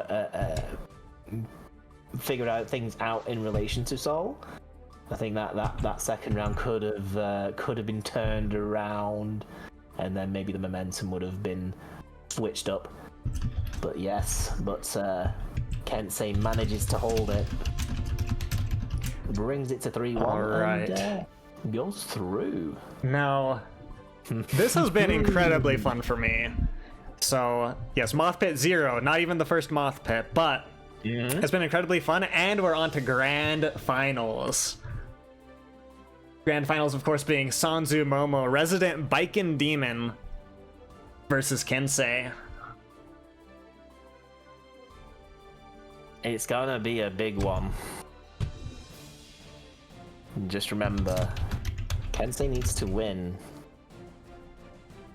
the set twice over Sanzu's one set win. Indeed. As is the rule of double elimination. Sanzu does have an extra life. This is true. Double elimination. You have to lose twice to get knocked out. Sanzu has swept everything up until this point. Could be sending it into Grand Finals reset if Kensei pulls through, or we could see Biken sweep. So what adjustments have been made since the last match? We will see. I'm looking forward to it. It could go either way, I reckon. Duel 1. Let's rock. Okay, JS to start off with on Sanzu's side. A good button. Okay, that's the slow moving projectile. Sometimes Biken can get in. The JH, big button. This is gonna be big damage. Oh yeah. Big damage and hard knockdown. Ooh, but some opportunity here for Sandu. Here's where Baiken is strong. Here's where the mix is. Oh, the backdash Yos Hansen. That might be the first time we've seen that. But Sanzu might keep the burst. Yep, okay. Didn't want to risk that. Might have been a one-touch, but nah. I think with Kai's neutral, what? 16 to pass through that. That was strange interaction. Oh, picking it up with a sword super. Now we get hard knockdown. Right. Guess correctly or die. Oh, going for tether. A good JS there. Ooh, that's... Something I might need to have a look into doing myself. Delicious, delicious. I don't even play Baiken, and I think I should be taking notes. Half your health bar. That JD combo is so beautiful, and we're getting parries. Ooh, okay. Okay, PRC parry. Alright, Sanzu ending really strong. Obviously went to round 3 there. That was scary. Just seeing that PRC. I mean, I imagine Kensei looked at that freeze frame of JH against PRC and went, I know where this is going. I've been here before. You might wonder how I got into this. Record scratch. Alright. Okay. Using pokes. Good. Punishing the aerial button there. Oh, but... Now, we're using parry to great effect here. Is it going to be overused, is my question. Again. Bar slash the god button on Kai's ass. Not again! Parry. Sanzu's like, nah, you're gonna not press that easily to start up your offense. But now, when Kensei sees the opening, he just doesn't drop those. Yeah, no. Excellent work cleaning it up. That's a strength of a lot of Kai players. It's very rare to see them drop a combo, like a particular big one. Okay, going for the reset. Works out. Double dust. I rarely see that. I know it could be done, but I was like, oh, it's been about 6 months since I've seen that happen. Oh, waiting our time for the counter hit. Oh, that's something that I do. I use the Yos Hansen purple Roman cancel jump scare. It's pretty. That was such a patient round from Sanzu there. Just found the one opportunity and rolled with it. Alright. Oh, again, I don't think Kensei wanted that pop out. And that's what I was waiting for. The parry isn't gonna work 100% of the time. Yeah. Alright.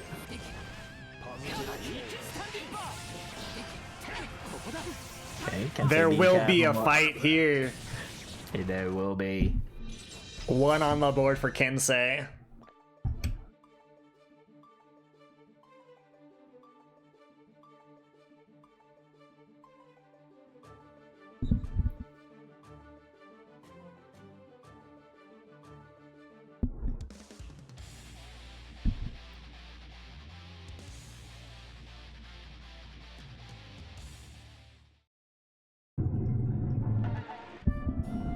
Alright, let's see what adjustments have been made. Oh, do they need to be made? That is the question. It feels super close right now. There's just some certain RPS situations that go one way or the other. I being there. Tatami kind of stuffing the approach options. Sandu's very aware of the 6p option. manages to spec dash out of it, but at what cost? We do get a super wall break. Hard knockdown. Yeah, this is. I feared it. I feared it. Kensei taking full advantage. He knows that, you know, I usually get parried here. I can just wait. Yes. Excellent usage of knowledge gained from previous rounds. Okay, I agree.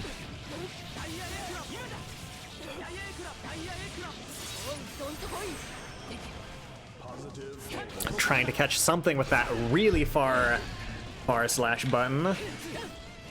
Right, okay. Ooh, good. Good purple RC. Okay, Yeah, taking advantage of that slightly stronger reach in neutral. So I was saying that's basically Kai's big thing. Oh, Ooh, 6 speed. Bringing it to no, 2 points. I think if Sanzu did an FD break there, they would have managed to get over that fireball in time to get a counter hit. Well, not a counter hit, but certainly to push their block string. But alas, which is a little too slow. And now, again, remember, Kensei has to win 2 sets in a row. So even if Kensei manages to pull through this game, it's not over. It isn't over. We can go to a grand final reset. Oh, we're doing a swap, core swap. Ooh, we'll see if it pays off. Ooh, try to go in for the Okay, just want to keep you in the corner. Again. Potentially using parry a touch too much. Sometimes yeah, I mentioned it, but you kind of just have to keep the threat there and not necessarily use it. But then again, it works right there. Tap dust into RC. This is the combo we've come to know and love. And that'll be enough. Alright. Set point for Kensei.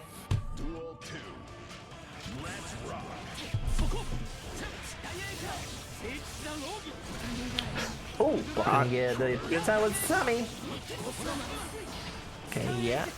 Bursting, just trying to give ourselves the best chance possible. It's dire, but that's not even hard knockdown. We've still got some play. Big JD hit, doesn't quite confirm a big thing off it, and that'll be it for the set. All right. Kensei manages to reset the bracket. It is now a final game situation. We do get the Shingan Grand Finals. We've taken it as far as we can, and then one game further. Let's see if Sanzu can pick it back up for the final Grand Finals reset match. Always going to take a moment to have a think about what to change up in the sequence. What went right? What went wrong? What's the counterplay? What's the alternative counterplay? Kensei will be looking to take advantage of the endorphins from winning the chance. Yeah, I think Kensei wants to keep the momentum going here for sure.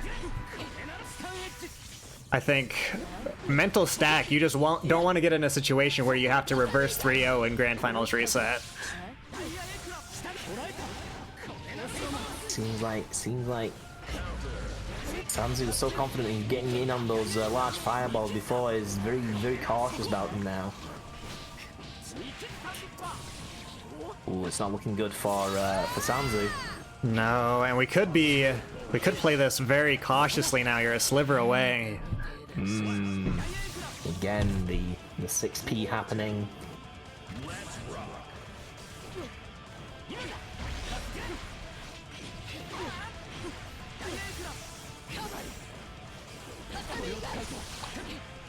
Well, maybe trying a little FD break there.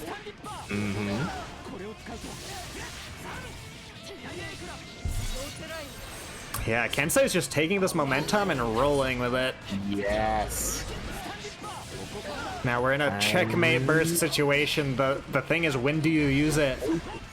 Good patience. Manages to. Oh no! Yep, That's where you gotta use it. Use it. Oh, and here we go. And start the guessing games, but the DP comes out. DP comes out at the right moment. Game 1 to Kensei in the reset. Oof. All right. Sanzu kind of capitalizing on the one mistake. However, it's not quite enough. Probably need to force a few errors of their own to manage to get something going. Yeah, we can't keep using the same game plan that we used, you know, three games ago. Okay, there we go. Just playing the patience game there. It's worked out. I have noticed Sanzu knows how to be patient in the corner and knows how to convert when she finally gets a chance. Yes. But now it seems like Kensei is trying to force those errors of her own. Oh! Okay, we've got reversal coming out. Alright, what Said, man, I don't care about the big fireball anymore. Yeah, you wanna you wanna play this game? We'll get. Ooh! Wait. Is that what I? Okay, Oh. we're scared there. We don't want a chance that Baiken may be parried. Yes, yeah, that was excellent patience from both players there, and gets the OTG on the Fudrak. Well, this is the sign of life that we that Sanzu need to try and get that pressure back. Okay, and this is building the pressure. Those tether combos. Gotta love the back hits back as well. Going for a little cheeky parry there, but it didn't turn into anything bad. Now this is a little scary. This is a very scary moment. If it's now or never. All right, big hits. Kensei says, "I just want to win." It's not gonna be enough yet. And Kensei follows through. I was looking at the burst meter. It didn't quite come back fast enough, unfortunately. Okay, it is match point for Kensei. Now the pressure is very high, but there's a non-zero chance that we could have Baiken reverse 3-0 Kensei. You never know. You never know. It could be the thing. It could be something that does happen. Honestly, I think if you're Kensei and you start to lose rounds, that feels like, to me, the stress is even more. Yes. Yeah. I feel like Sanzu could use just getting that one round to really start. Oh, we're back to black. The original color. Maybe deciding that the color change was probably not the right decision. We do have a lot of Baiken fans in the Twitch chat, so I know people are rooting for her. You gotta love the 6-speed rating in reverse. Damn. Ugh, not enough to kill, but it's very close. Yeah, this is FD or IB situation. Yeah. Alright. It is now tournament point for Kensei. Oh, we're trying to throw all fear to the wind. Unfortunately, Kensei catches it.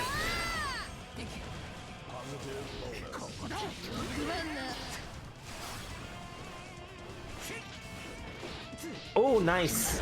Nice job. Okay, we're picking the stuff up. There is some steam left. That's the breath of fresh air we needed, but that might be... There's a lot of meter. There's a lot of meter. I don't think this kills, but it's going to be a hard knockdown, and it's gonna be rough. 2 meter on the Baiken though. Ah, And the jab gets it. The jab gets it. the jab to take the Catches it. win. Oh no. Oh. But absolutely do not feel bad whatsoever, Sanzu. It has been incredibly fun to watch you play. It has been. Congratulations to Kinsei. Very, very good play. Well done, both of you. To grand finals. But Kensei manages to clinch the reset and follow through with the final game. Very good. It is very good. Man, this has been fun all around. Now, I know it's probably getting pretty late for you, is it not? It's coming up to 1 a.m. Yeah. Well, I think I want to extend a big thank you to you for myself and my community, because I do know I kind of asked you to come pretty last minute, and you showed up and far exceeded, I think, everyone's expectations. This was incredibly fun. Oh, it's been great. Thank you for having me. I've had tons of fun with this. When you came to me, I was like, no, I'm definitely down to do a little bit of co-commentating. Why not? Get some of that practice in. All right. And first of all, guys, if you are watching, if you enjoyed Toby's commentary, please follow Toby. My question, Toby, I don't know if you have a date set. Do you know when the next Bento Brawl is going to be? Next one is definitely going to be a Grand Blue bracket, specifically because of Sandalphon coming out very recently. So we're going to set one of those up. But usually I will usually alternate to Strive every other week. If there's no other games planned. So Strive is usually the Bento Box Brawl, but we'll swap it up. We'll swap it out with other games. Yeah, just keep things fresh.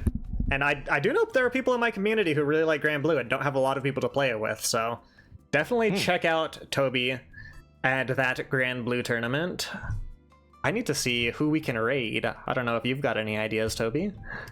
Well, incidentally, Zyzax underscore is actually playing Guilty Gear Strive right now. In fact, he's holding an open lobby for people to drop in. So we could potentially raid there. Let's do that. What was the name on that? So it says Zyzax underscore. He's one of the shenanigans. You might have seen those guys play around on YouTube. They often do fighting games, but you've got Lythero there. You might have heard of him. And I Heart Justice, who is the top Phoenix Wright player in MVC3. All right, excellent. Well, I like that idea, so I'm gonna send 48 of our wonderful viewers over to Zyzax. Again, thank you, Toby. Thank you, everyone who participated. There's a little bit of scuff, and I'll communicate with people better for seeding next time. I know some people weren't too happy with the seeding, but all growing pains. And the next MOTHPIT tournament will be a beginner tournament hosted by Locky. If you would like to join the Discord server, there's more details there. But I don't have anything else to say, I think. I'm out of words. You got any words, Toby? You out of words too? No, I think I've said my piece. You've been a great host, like I said before. Thank you, and thank you, chat, for welcoming me in this role, and hope to see you all again in the future. Excellent. All right, guys, let's go give Zyzax a lot of love. And once again, thank you guys. See you later. Bye-bye. Bye-bye.